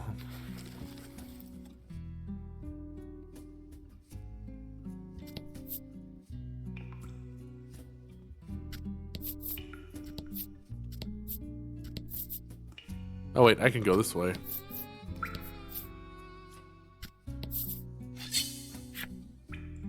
There was a chest over here. Somewheres. Gain 1 gem. An entire gem. Well, hot dog.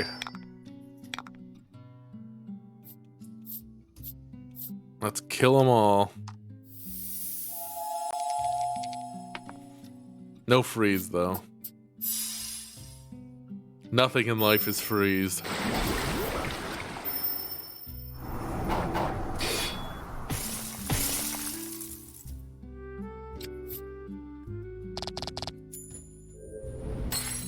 Teamwork? Congrats. What were you going to say about teamwork? Is that it perhaps makes the dream work?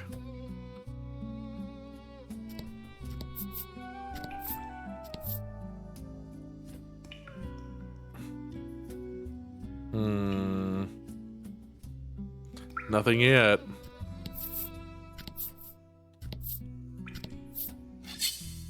Treasure! Out of the way, I want to get at that treasure. Ooh, double XP, huh? Don't mind if I do.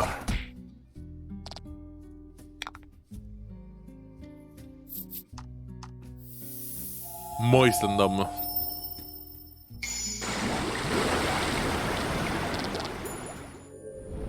Thoroughly moistened.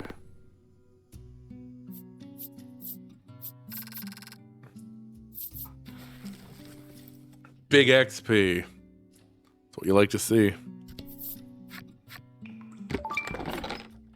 In Spirit Elixir.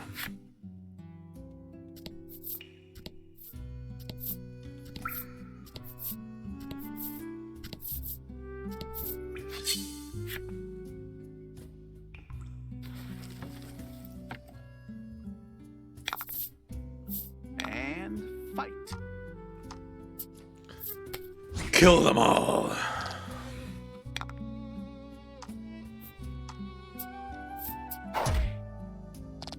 Dang.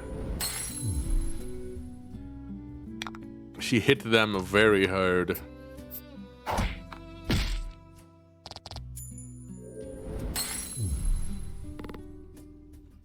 Who would have thought that Maiden and her lover would be so strong? These strong characters. Blizzard! Ooh. Well, that's handy. Blizzard.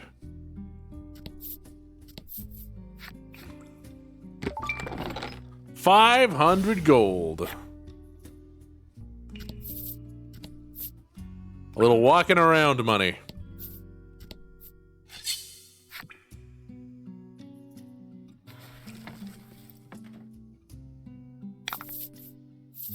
And fight. Take this.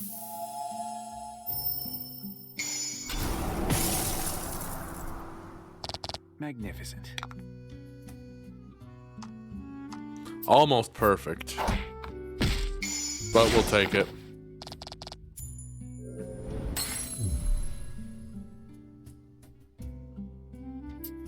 Oh no! That's fine. He'll recover that.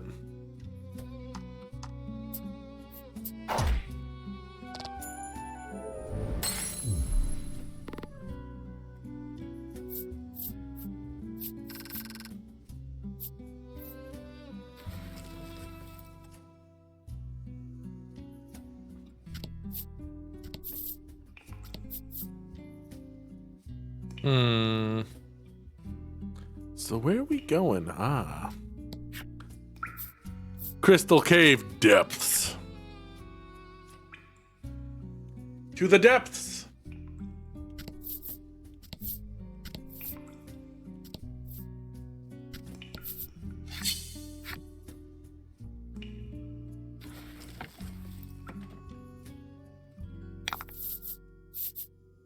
That's a lot of skeletons.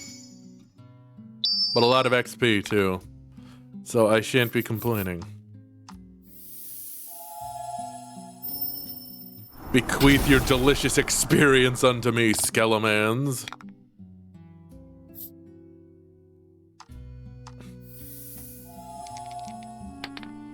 Hey, alright. That's what I'm talking about. Beautiful.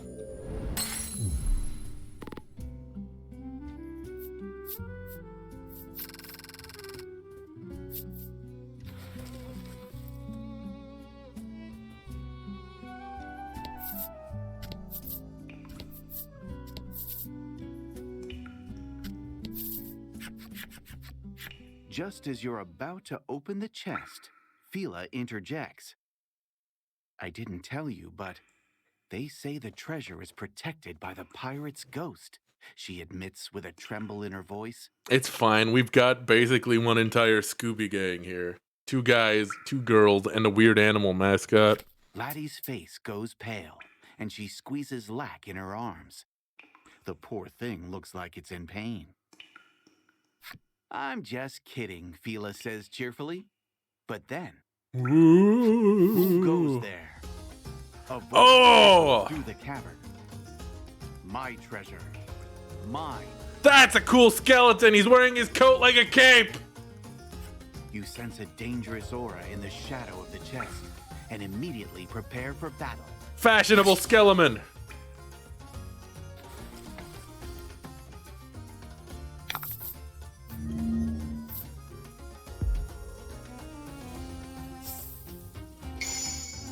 And fight.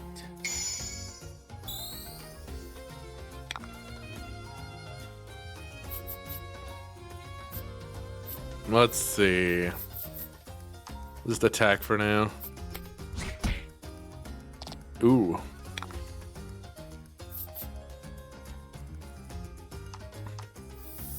Freeze! Probably immune to freeze, huh? Yes, indeed! Magnificent. Noted. Well, let's try this. Deadly poison.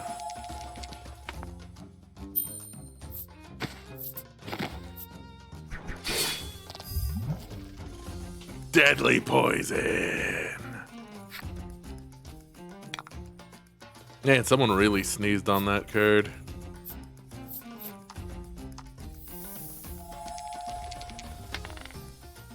He's got the drip, so I gave him a drip. Look at his card's all drippy now.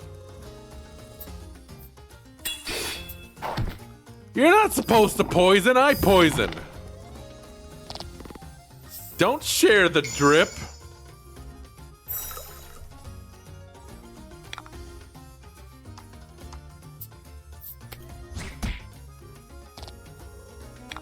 If she's doing damage like that, I should just have her charge gems instead. If she's gonna do damage that's that low. Oh wait. He's gonna lose poison. That's right.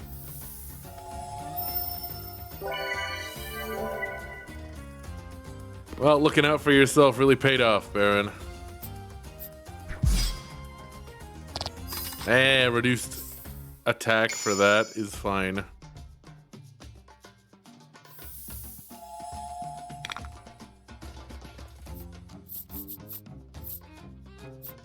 Charge.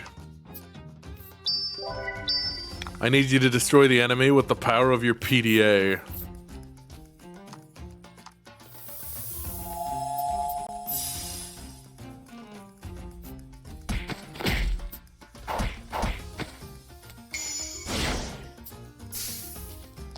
They sure did it. +5 from that specified element, you say.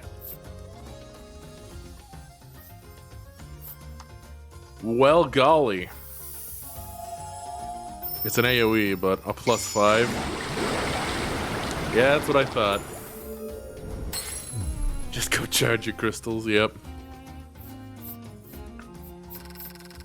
I can't believe Fila and Hyde have bros to charge their crystals with. each other.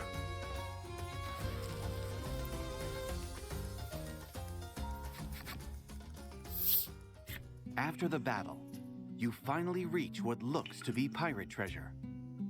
Your hearts race in anticipation as you open the chest to find hundreds of colorful seashells filling it to the brim. Oh The boy. room falls quiet as everyone stares at the chest with abject dejection, realizing the stories were no more than rumor. Seashells. You could glue them together and put googly eyes on them. After a long moment of sulking, you feel Laddie tug on your sleeve. She points to the rocky wall behind the chest. Upon closer inspection, you realize that there's a crevice just wide enough for a person to squeeze through. Good job, laddie.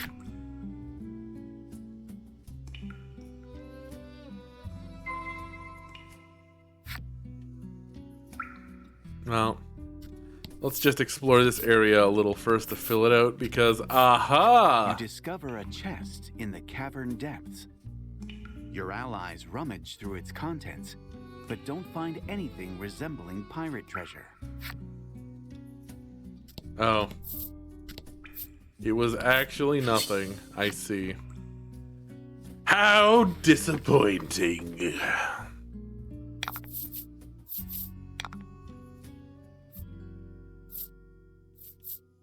Blizzard.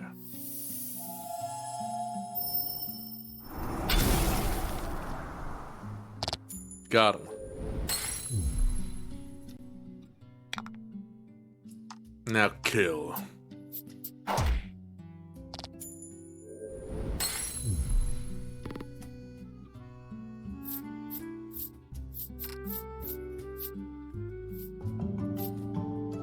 She do it.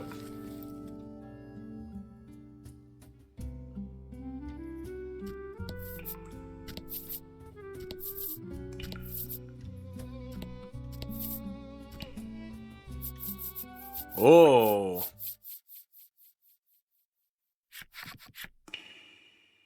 A droplet of water falls.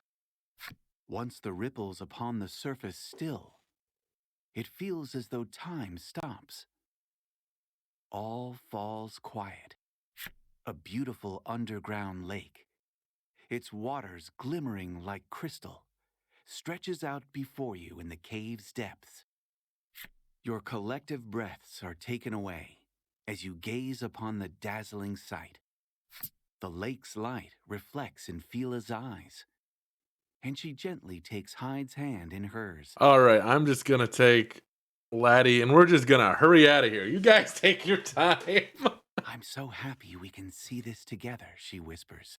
Take your time. I gotta go tie my shoelaces outside, and I need Laddie's help. Though you had come to the cave in search of treasure, you found something far more precious. The friends we made along the way. You returned to Coveton, basking in the afterglow of such a marvelous discovery. Yeah, I bet Fila and Hyde are basking in the afterglow.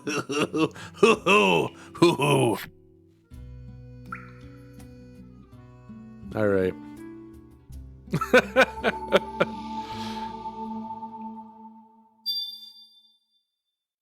Laddie gained memories of friendship. We sailed the seas and saw wondrous sights with our adventurous Azure ally.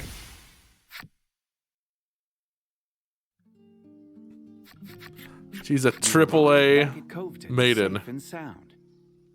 Ta-da, Fila says suddenly, pulling a crystal out of her pocket. Apparently, she took it from the cave so that Hyde could make them matching couples charms. Ooh la la. Yep. With a sigh, her attendant agrees and says he will need to borrow the proper tools from the accessory shop. Yep. They are, in fact, a couple. An air of gloom hangs over one corner of the village. It would seem someone has died. Here comes Yoko Taro. Asking a nearby fellow what happened, he explains a woman was attacked and killed by monsters outside the village. Talk is, the woman was wearing perfume from a foreign land that drew the monsters to her. Great. They only discovered it after the fact, but that perfume was actually some sort of juju expressly for attracting monsters. You recall the woman to whom you delivered the parcel you picked up. Even if I didn't know, I'm the one who gave her the perfume, you think regrettably. Laddie gently places a hand to your back. You say a prayer for the woman's repose and quietly take your leave. Even if you had kept it, you didn't know. There's no way of knowing. She might have just gotten another one. Oh, God. Hyde asks you to wait outside while he enters the shop.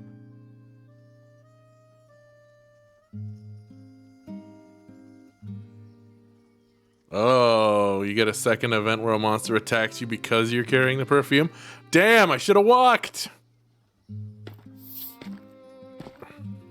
That's what I get for jumping. Fila strikes up a conversation with Laddie while awaiting the other's return. The endless stream of words makes you wonder when the maiden has time to breathe. I just love the face he makes when he's crafting amulets. He always complains, but he goes along with whatever I say. All Fila seems to talk about is Hyde. Nevertheless, she seems to have found an eager listener in Laddie, who nods with an elated smile. Hyde returns, completed couples charms in hand. That was quick. The crystal charms look as impressive as any you would find in a shop.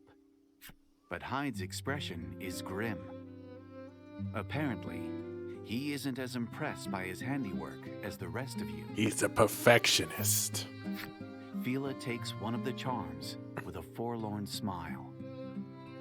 I'll wear it to the maiden's ritual, she says quietly. Why is your smile forlorn?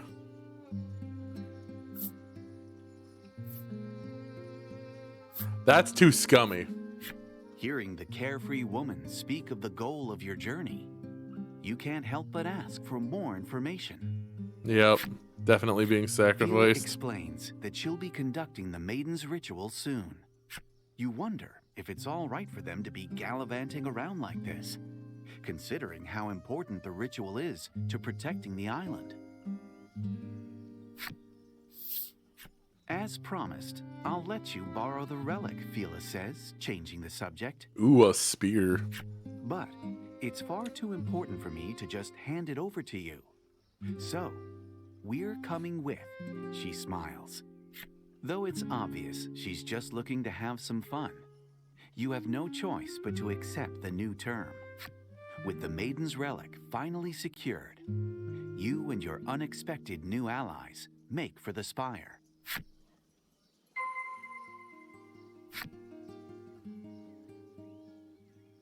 I guess we're all done here. Oh. Well, sorry, lady. Sorry for your stanky old perfume killing you. Such devastation was not my intention. Truly.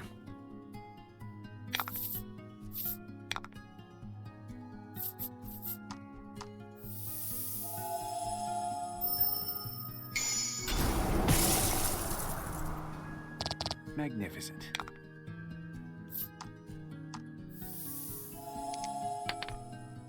Nice. Yeah, gotta feed her to a Orochi or something. Yep.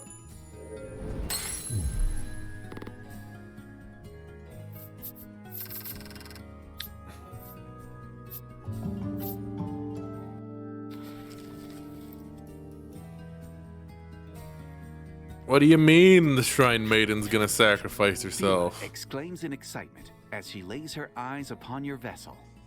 How adorable. Is it gonna be able to hold everyone? You grin, knowing full well that it is. It is not. And prepare for departure. That thing does not look seaworthy.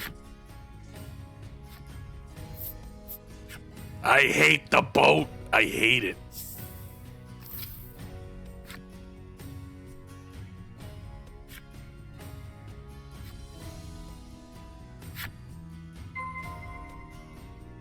Ah, so they're like, you should jump because you're going to be going back and forth a lot.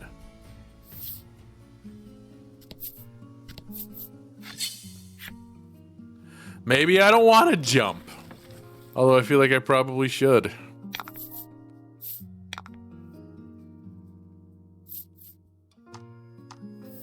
Look at that weird little bee thing.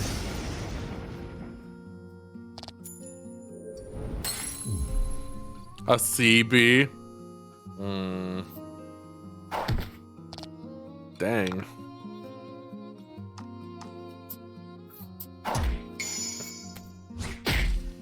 That's what happens when you jabbed her man. She jabbed back twice as hard. Treasure? Alright, chat. Which treasure? Left. Drug. We either get big drug, money, or many drug.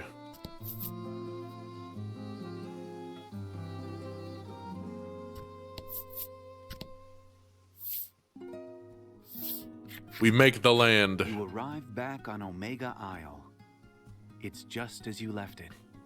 Quiet and still. As if awaiting its inevitable destruction. Destruction is imminent. How gloomy, Fila remarks. But her softly spoken words are swept away by the sea breeze.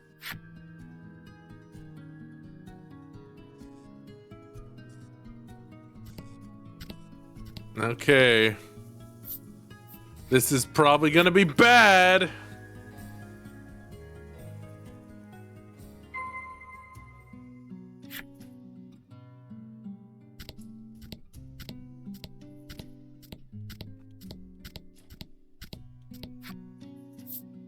Are you guys ready for something bad to happen?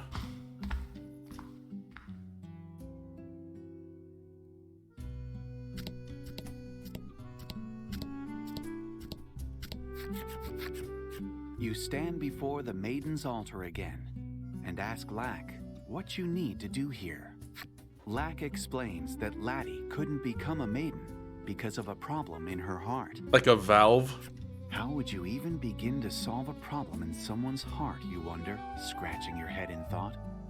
Just as Lack begins to cast a mysterious spell.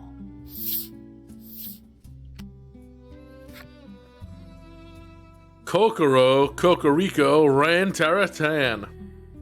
Is there Kokoro Brokoro? Is that what it is? As if responding to the spell, the altar begins to glow. Bibbidi bobbidi boop. Now, go into the light, Lack commands. You do as you're told, having no choice but to obey the self-proclaimed spirit. Really? No choice? Listen to the puppet. Huh? When you come to, you realize that you must have fainted after being swallowed by the light. You gradually get your bearings, and your field of vision clears. You're in the Spirit Spire, or at least you're supposed to be. Something about it strikes you as strange. What happened, you ask Lack? Go outside and you'll see, it replies. Don't like that.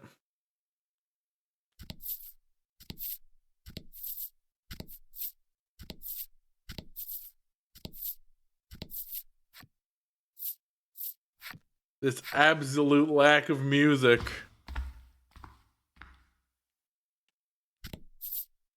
I am filled with much foreboding.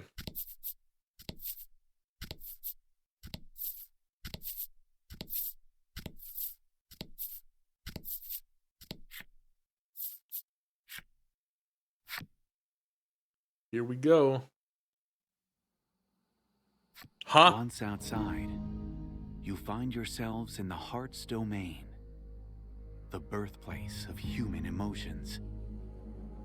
But is it light or darkness at its core? Oh no. You stand in awe of the world before you. Yep, it's Persona. It's entirely black. as if someone took a brush and filled it from corner to corner with dark paint.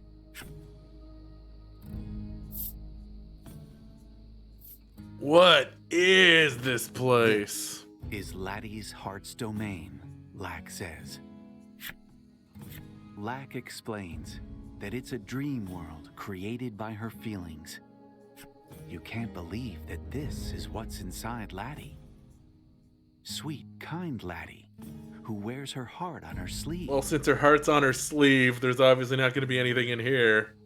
Laddie's gaze falls to the floor, perhaps in shock at seeing what's inside of her. It's okay. Lack points south of the spire. Whatever is eating away at her heart is in that village, it says.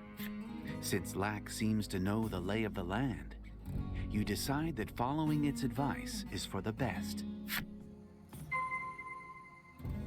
Okay.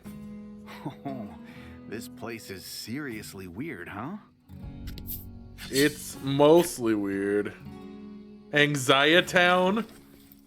Did I see that right? Show 'em what you got. Ugh, spooky. Spooky creatures.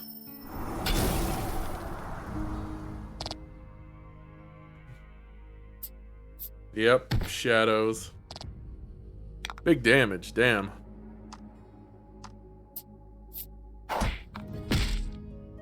Not quite.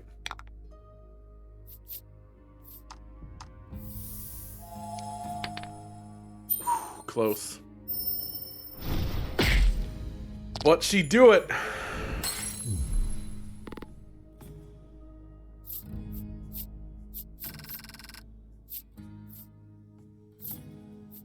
All right, guys. Treasure. Which one?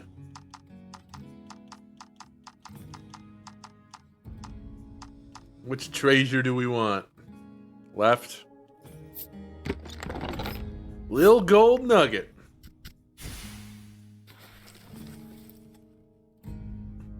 All the gold you can eat. Let's go to Anxiety Town. A shadow suddenly appears. It gazes at you with eerie yellow eyes and is cloaked in a hostile aura. You have no choice but to fight. Apparently, we have no choice but to fight. Very well. Hold on, I just noticed something on my overlay. Ooh, strong.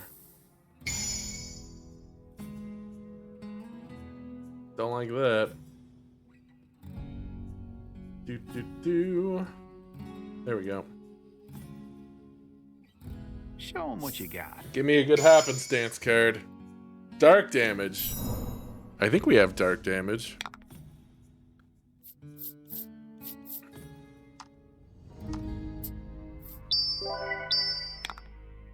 I think we have dark damage. But not here.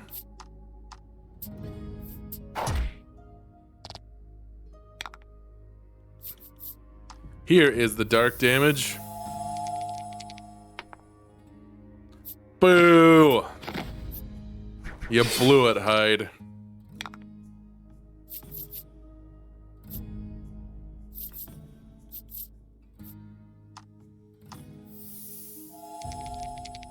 Wish you were rich enough to eat gold. Delicious. Man. You always get those, like, YouTube videos about really expensive food or drink. And it's always like, it has gold leaf. Uh-oh, Fila's dead. It's like, of course it's expensive. You're just adding gold to the food. You're not doing anything that adds actual value to the food. You're just putting gold in it. Like, no shit, it's expensive. Just artlessly adding gold to your food.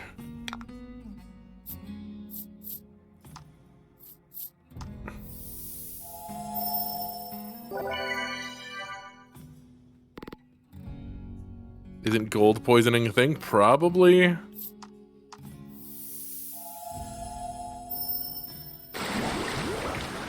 That was really bad.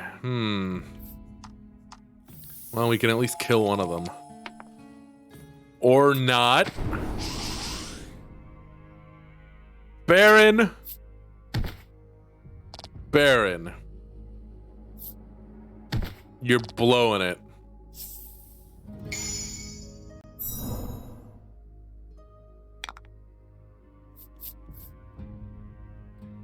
I am not sure, actually, if you can be poisoned by gold. Yeah. I know that silver makes you turn blue if you have too much of it. Yeah, your body doesn't even process it. Like, there is gold in your body that your body takes in. But its function in your body is a mystery.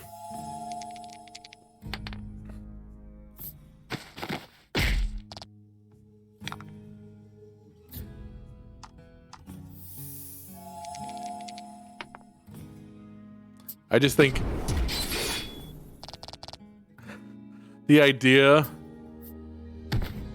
of adding gold to something Oh, hey, don't worry. as food. The coffin card being down doesn't mean that character is actually dead. Okay, well that's good. But holy shit, these things are hitting really hard suddenly. Is it supposed to be this difficult? Am I just weak?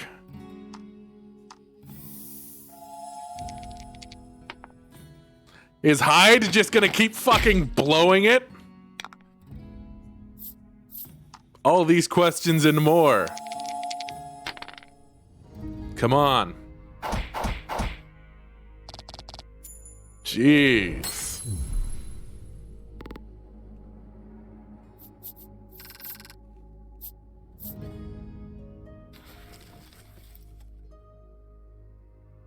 DM's nicer so he can hit you with a harder campaign. Yeah. Kindness. Happiness. The shadow vanishes. But you can't shake the feeling that those final words were spoken in a girl's voice. Yeah, let's go to Anxiety Town. Anxiety Town is shaped entirely by Laddie's woes. As such, even the most beautiful blossoms in the village have their thorns. I see. What is the source of her woes? Is it going to be me?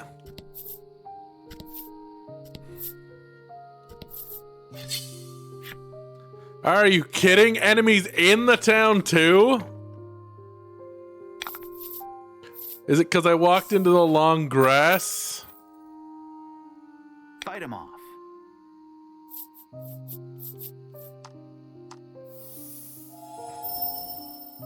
That's not who I meant to target. Well, that's not good.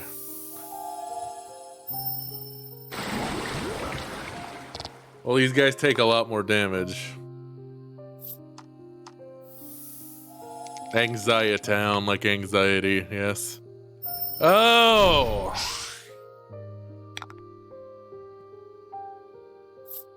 Don't blow it.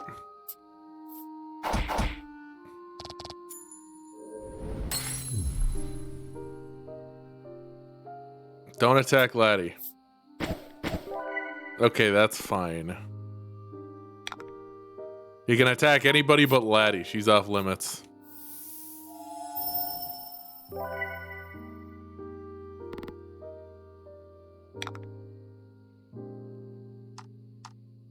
What if it's like Lazy Town?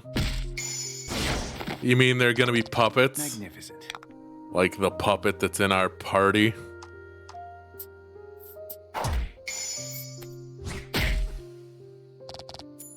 My God.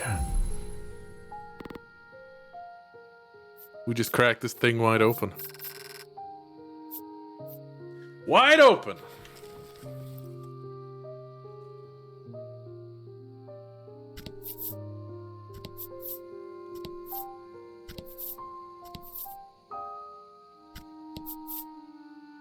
Ah, The man sighs deeply. When you ask him what's wrong, he laments that he doesn't know what gift will help him win a certain woman's favor.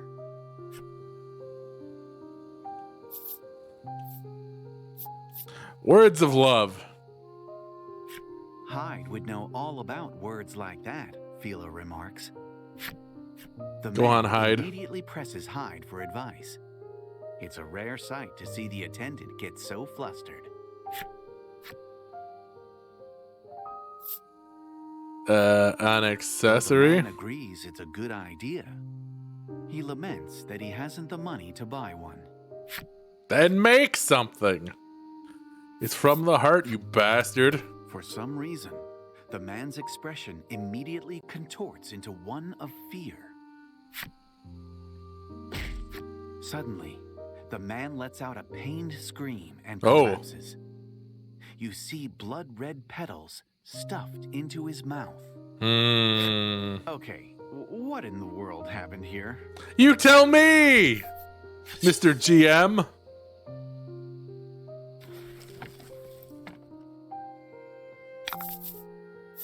And fight.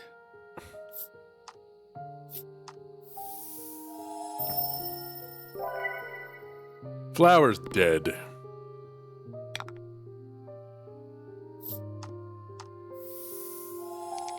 All right, Phila. Add a Goyle. Oh no, Heartless. Kind of.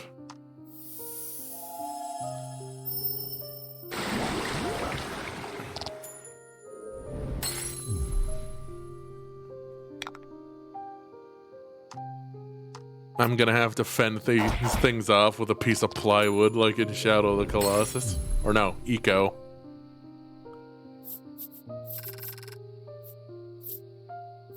Not Shadow of the Colossus. Ah, she got a refresh as well.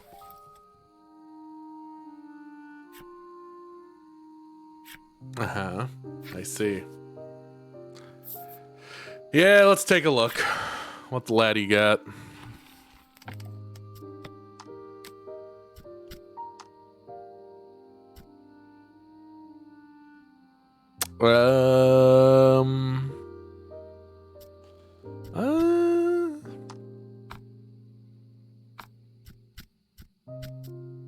I think that's okay, honestly. Although, okay, no, it was, he's got status effects for himself. So maybe I'll do that.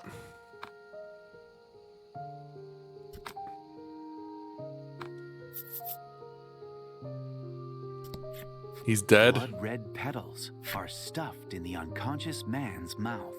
Okay, so he's not dead.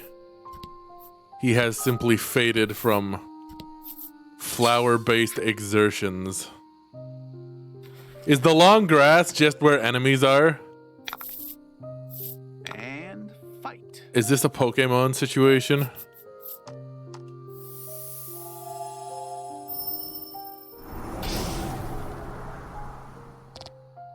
The man is effectively dead, yep.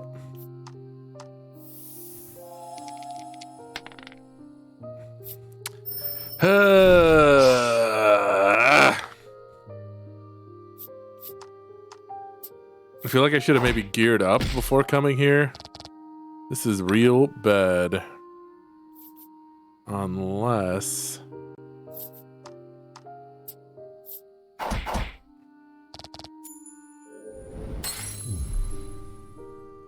I got that spear from Phila that I haven't used yet. Please do not die. Ooh, a crit. Fortune favors the bowl. Fortune favors the bowl.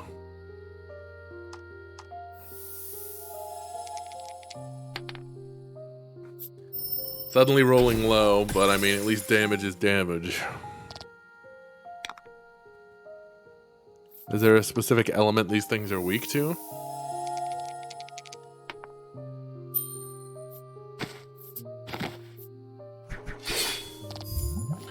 We know the big boys are weak to water.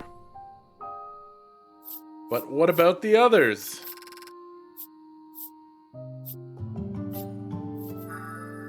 Grand Slice.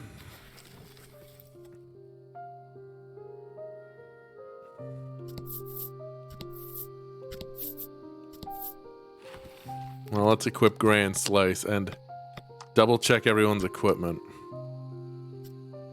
Uh-huh.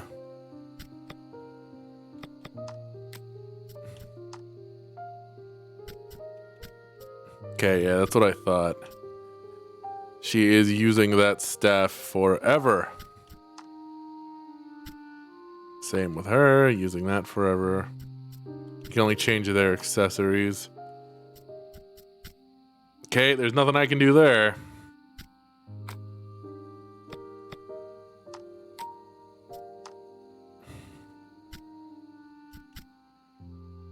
Okay, so that was my... Alright. So I've got all of his abilities that I can equip right now, and there's nothing extra, so...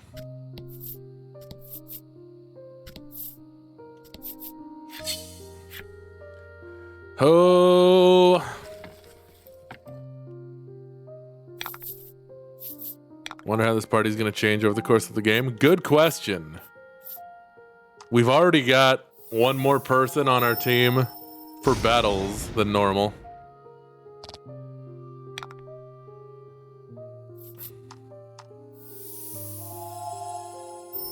Right now, you definitely prefer the first game's group. Same, I think.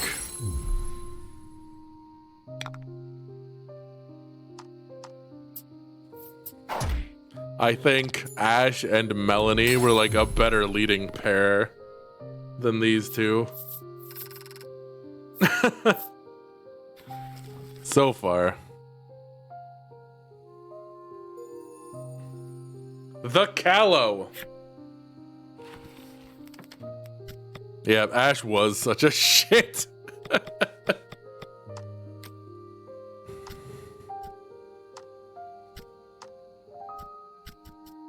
The Callow. I just want to be a normal girl, wear cute clothes, spend time with my friends, liven things up with talk of who we like. Is that too much to ask? Everyone treats me like I'm special. They tell me what to wear and who I can talk to. This is my normal. Oh no, is this the darkness? The darkness inside.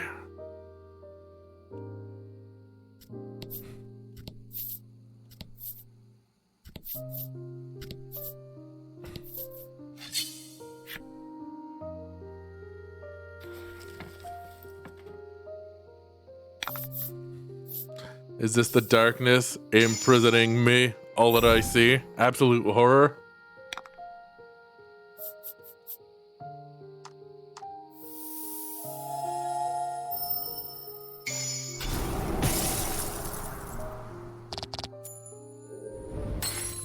Magnificent. Subarashi. Got him.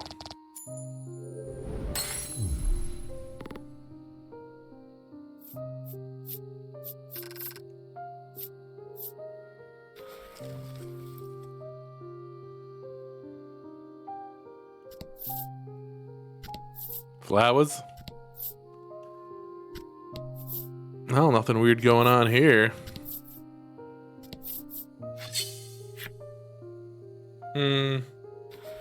Just uncovering cards. Money! I love money. What element are these things weak to? Violence? Maybe.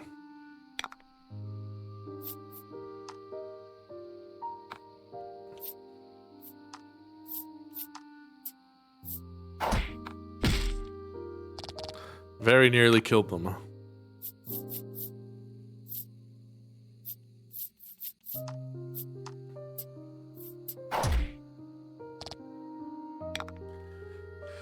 All right, dude. Get him.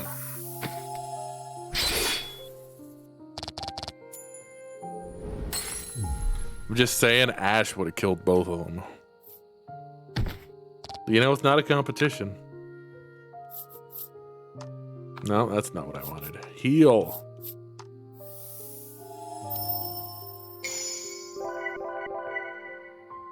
Good, good, good. Magnificent. That basically puts everyone in tip-top shape.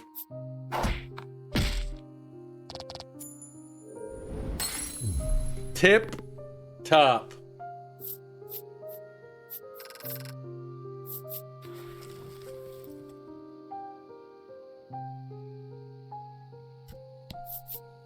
Okay. So what are we looking at?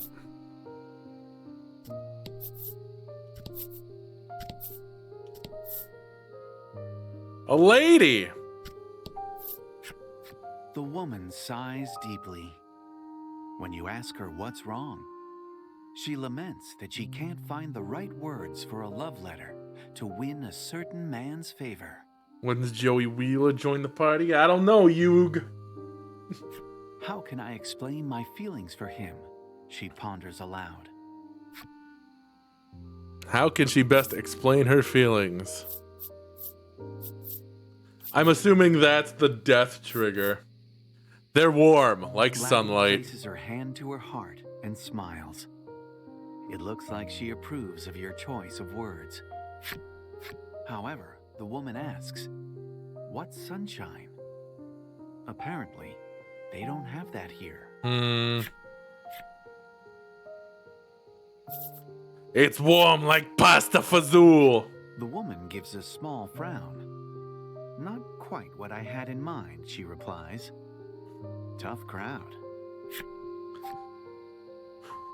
They're inescapable, like this last option. Pure like flop, the woman begins, then suddenly looks nauseated.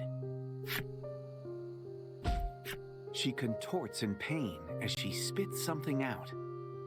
It's a flower bulb, one as big as your fist. Super. You gonna be all right there, ma'am? Do you need me to get you anything? Maybe a pot for that flower bulb?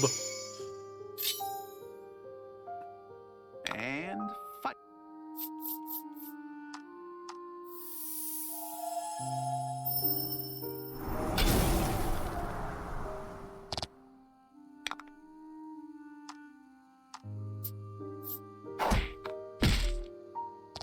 Kill the creepy baby.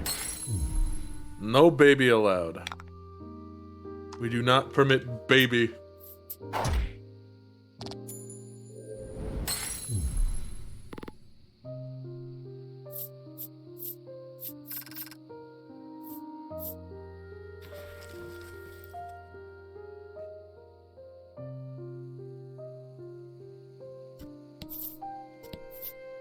Anything over here? Let's just check on her again real quick.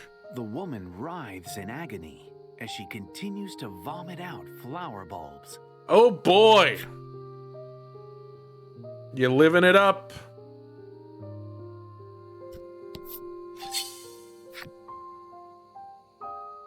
She loves it. It's great. It's the best. Poison? I did not sign up for this.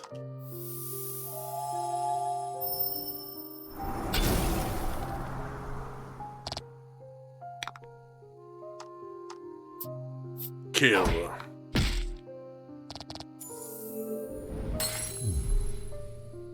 Yep, I should go water my flip.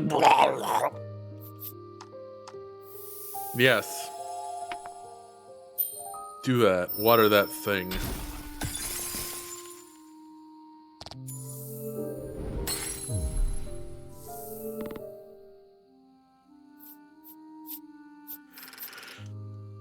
Think there'd be a game here to trick the other person into trying to say flowers? The Riant, or the Riant, the Riant.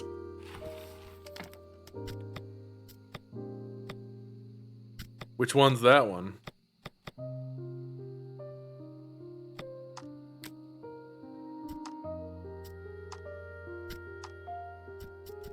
You? Yep.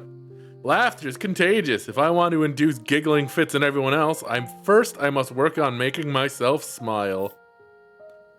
Strange. Everyone's laughing but me. Guess it isn't so contagious when it's contemptuous. Oh no! They're all laughing at you!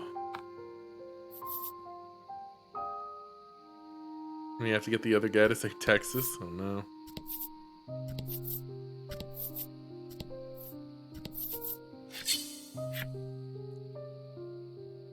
Try University of Texas. Coulda gone pro if I hadn't joined the Navy. Back.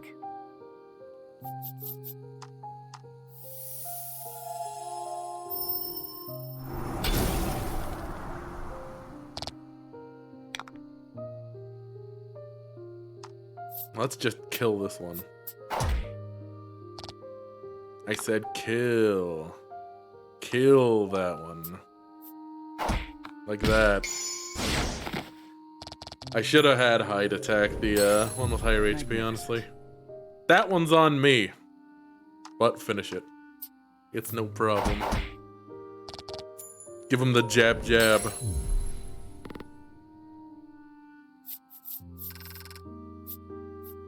No problem. I mean, aside from the fact that we're here, this place is a problem. The Wrathful's enemy story. Okay, well, let's see. So, are these all feelings and memories that Laddie has, specifically?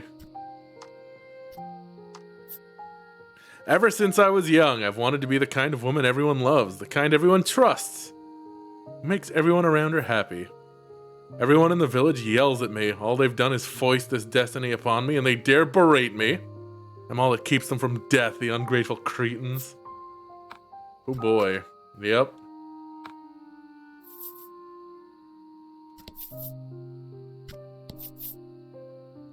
What a time.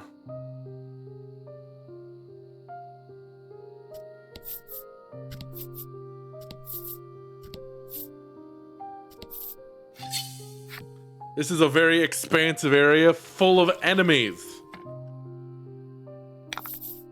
It is beleaguering. Keep wanting to select refresh, but it's Blizzard. That wasn't great.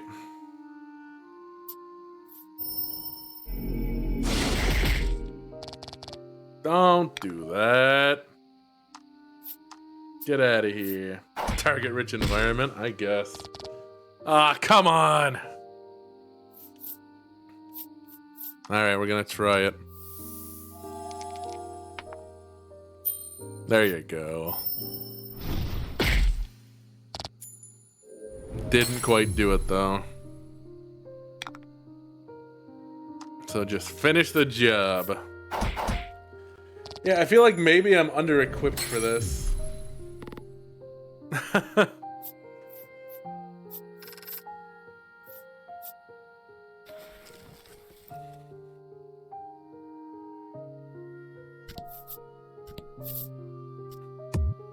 Or maybe I'm just too accustomed to slaughtering everything in one turn.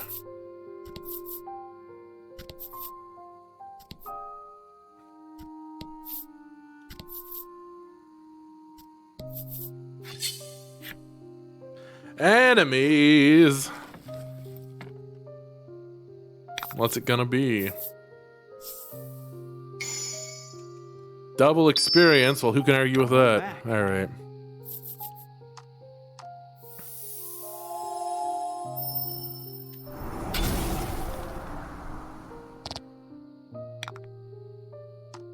Destroy creepy baby. He's not gonna do— oh! Magnificent. No. Don't praise him for this. Ooh, lucky.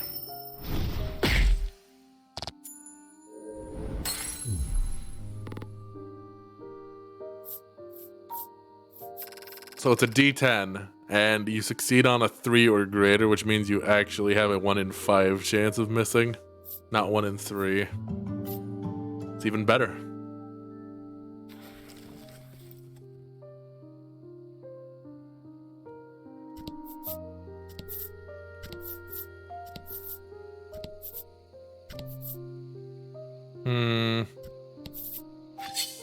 A dead end! Cool! Just what I wanted.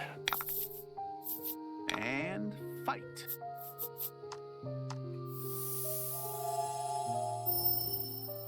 Does anyone else feel like this encounter rate's maybe a little too high?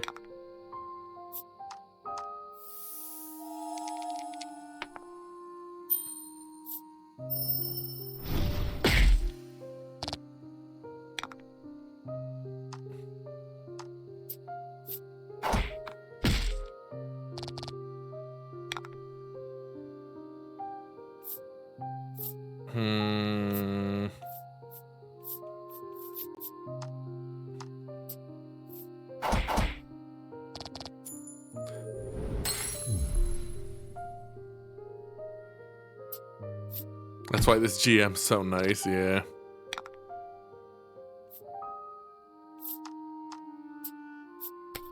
Because he's ready to beat our ass. I miss Todd! I miss Todd's exhausted voice.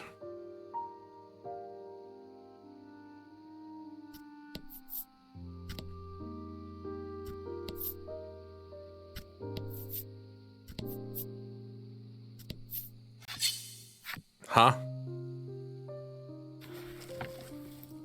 Went out for cigarettes and never came back. Yep. Hold back. When do I ever hold back?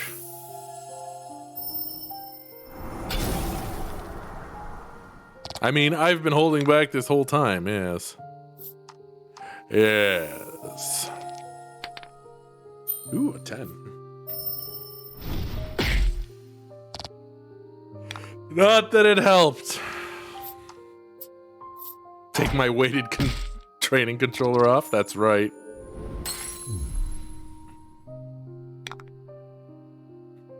Weighted training controller.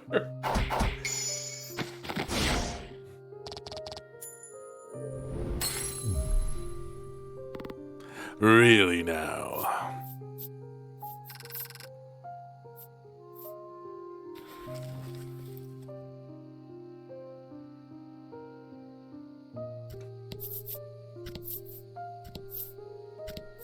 All the way in this back little corner. You see a boy searching for something in the bushes.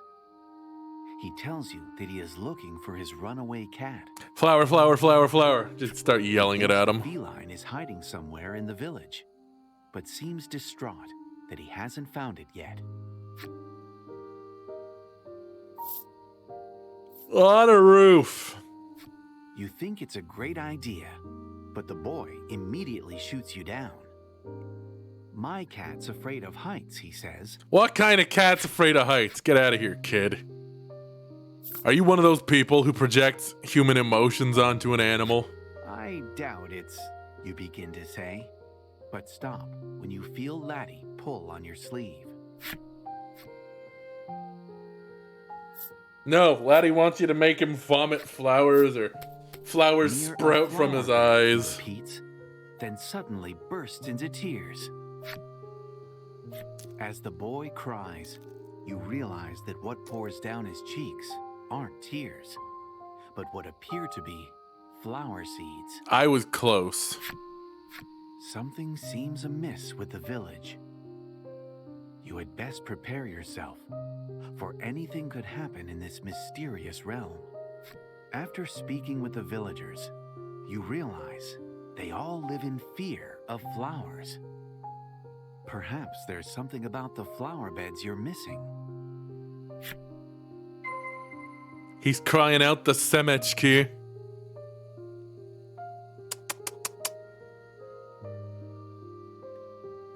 Okay. Let's go check it out.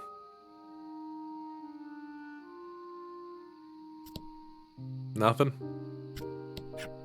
Beautiful flowers are in full Blech. though they seem no different than ordinary blossoms to you. The villagers obviously fear them. Laddie cautiously approaches, trembling with every step when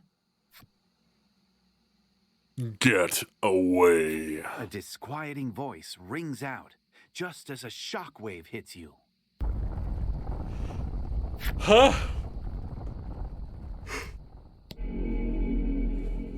Oh no. Oh boy. That's a heart scar, Lack shouts. Heart No scar. doubt, referring to the ominous light suddenly surrounding the flower beds. It appears to be what's eating away at this world. The dragon arisen. Yep. We have to close it, Fila says. You couldn't agree more, and reach out to touch the scar.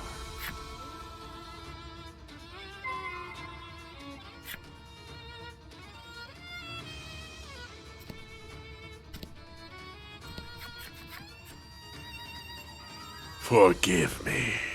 A Merci. giant shadow appears. Ugh. Its yellow eyes glare at you, and you draw your weapon as if to deflect that narrowed gaze. Yep, Kirby boss time. Here we go. That's a lot of HP. Don't It'll hold back. probably be fine.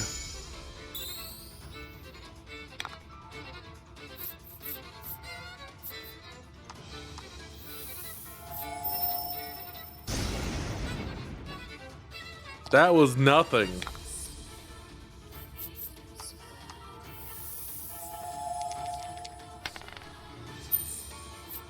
Poison. There we go. Now we're talking. Babe, wake up. New Kirby lore dropped. Oh no.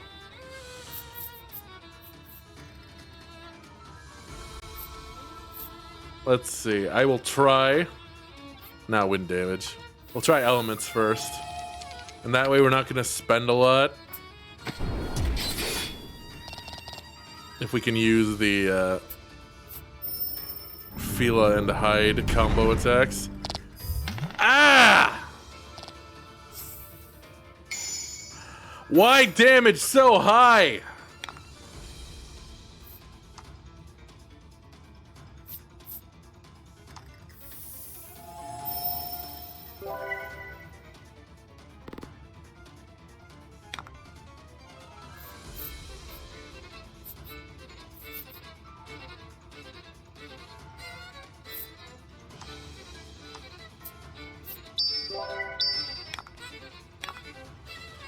All right.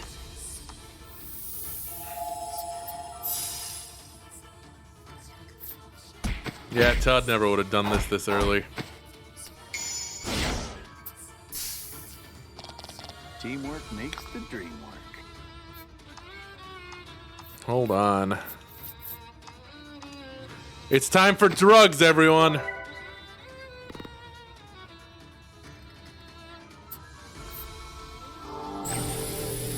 Ah!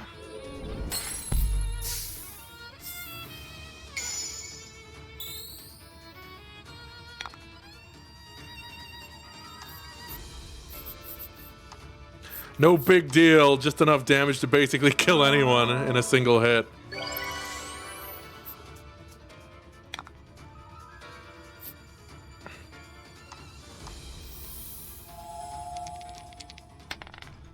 God damn it. You blew it.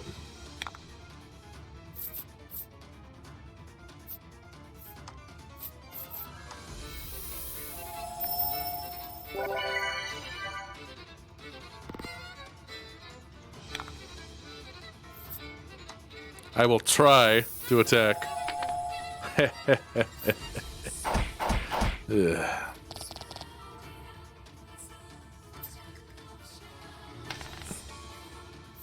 Whew. Lucky. He wasted a turn.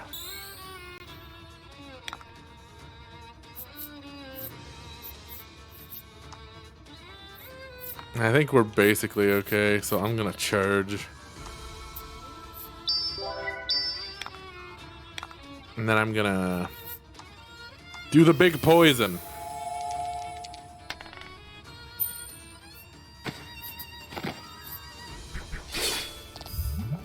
Like, I'm having a tough time, sure, but I'm also still doing it. So, I mean, can it be that bad, really? Think about it. Okay, you know what? A crit doing 1 damage. That is bad. Never mind. I take it back.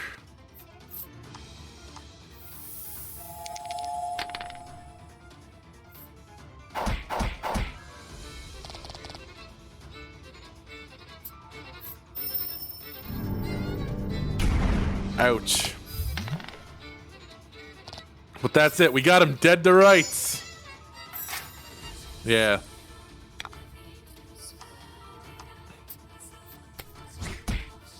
The downside is that so many characters have like attacks that add status effects that will clear off the poison. But we got it. No problem.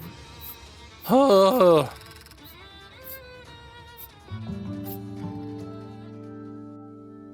Baron has leveled up, but he didn't get anything. I'm sorry. Within the shadow's final words, you sense something. Huh? Laddie was born to be a maiden and was prepared to devote herself entirely to the Isle. But her lack of aptitude for the role disappointed everyone in the village. Ever since, bitterness over her shortcomings has festered within the confines of her heart.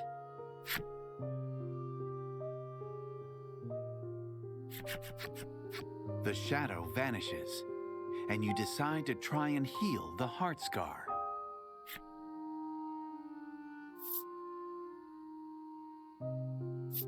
Do it, you little bastard. This is the reason you brought the Azure Maiden with you to this world. The relic must be the key. Lack nods, and Fila holds the Maiden's relic up to the heart scar. Stab her in the heart with the spear.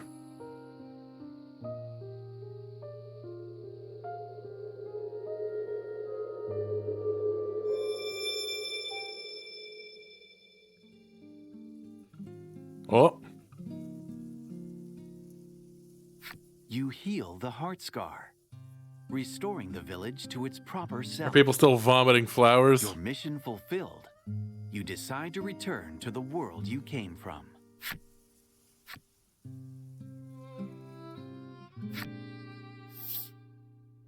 Oh. It upgrade? It upgrade. It's stronger. That's cool. Leave Anxiety Town. Are you sure? How you doing, brother?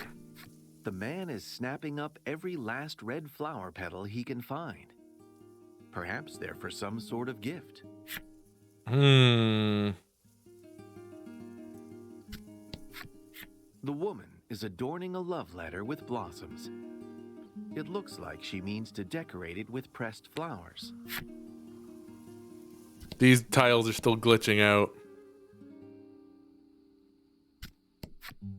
You take notice of a boy waving some flowers around in quick, jittery motions. It looks like he's trying to lure out a cat. Oh.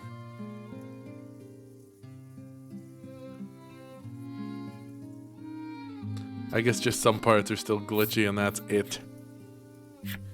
Everyone's okay and enjoying their flower-centric You see lives. other areas painted black in the distance, and wonder if there may yet be other heart scars. Where's the cat? Who knows? Lack says that you'll need permission from Laddie to explore those places. Laddie looks puzzled. Apparently, not even she knows what's going on inside her heart. I mean, that's pretty normal, isn't it?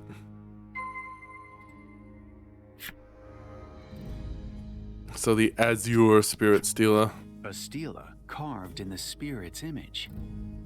What's it doing here? Crimson is looking real dire. Ivory looking like some lady with a sword. And then Onyx is a snack on almost Ouroboros. Okay, well, let's go. I tire of this place.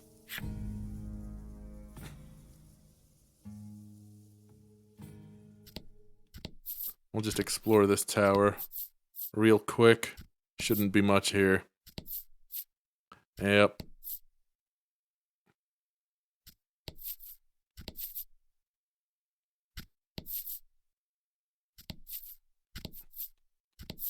No treasure, just where there used to be treasure.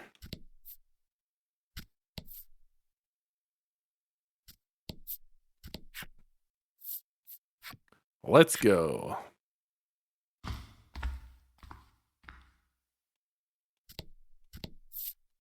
Anything in here? Nothing horrible lurking at the back of the room.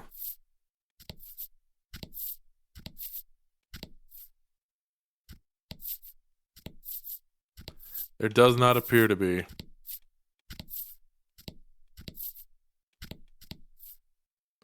Nothing doing. Alright, fully explored. Yes. Let's return to the real world. Kokoro, Kokoriko, Rantaratan.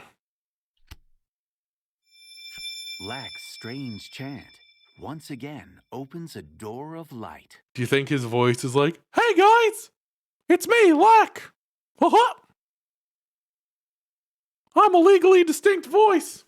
It seems this altar is the bridge connecting the real world and the heart's domain.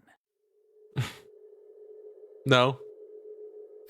Not doing it for you. You make it safely back to the real world, but can barely wrap your heads around your surreal experience in the heart's domain. It's interesting that Laddie's cards have expressions.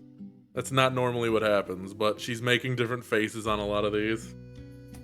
Really trying to tempt the mouse lately, I guess. Laddie is fast asleep. You can only imagine how spiritually exhausting it must have been for her to be forced to have a change of heart like that. We did it! The Phantom Thieves of Hearts succeed.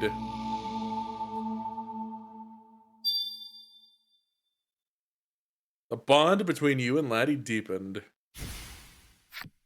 Social link, level 1.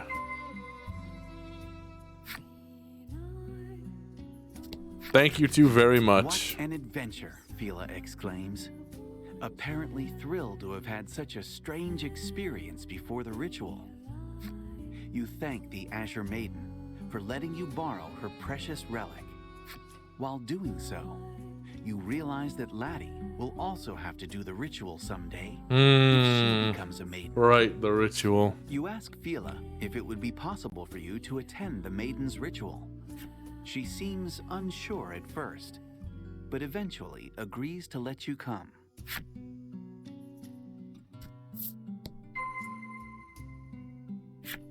You guys ready for the ritual?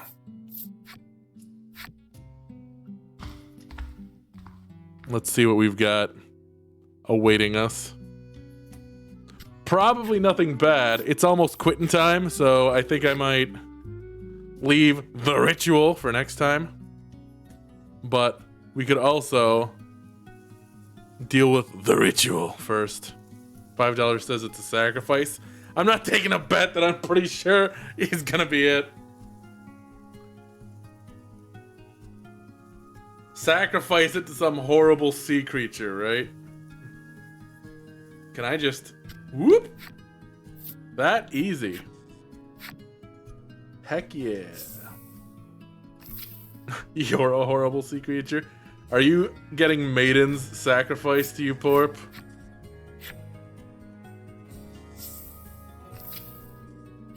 How many bits is a Maiden? Back. Fila exclaims cheerfully to the unsurprised gazes of her fellow villagers. They seem well accustomed to her gallivanting off on some adventure or another. She loves gallivanting. Hyde suggests that you get some rest before the ritual, so you head to the inn. We'll see what this ritual is, and then we'll call it. Lack is eligible for battle.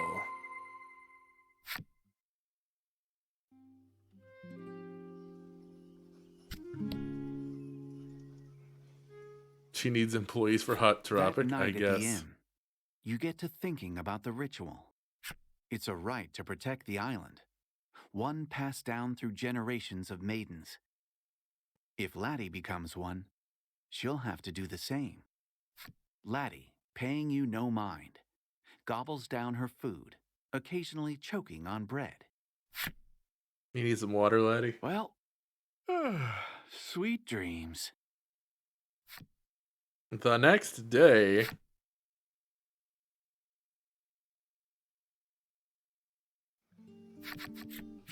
Fila and Hyde await you outside the inn.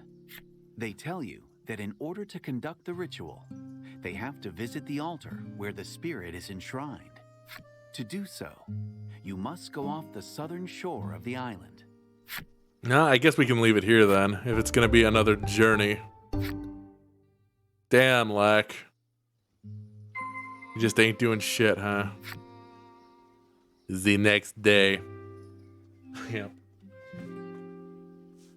10 minutes later. Alright, guys.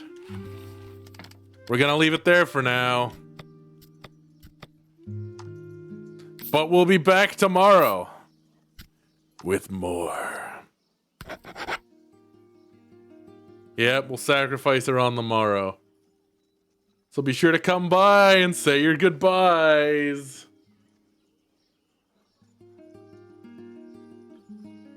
I'm sure nothing bad's going to happen. Anyways, that'll be it for the stream today. I will see you guys tomorrow. As always, thanks for coming by.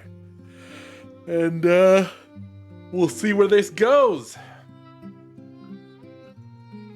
So I'll see you guys around. So long and take care.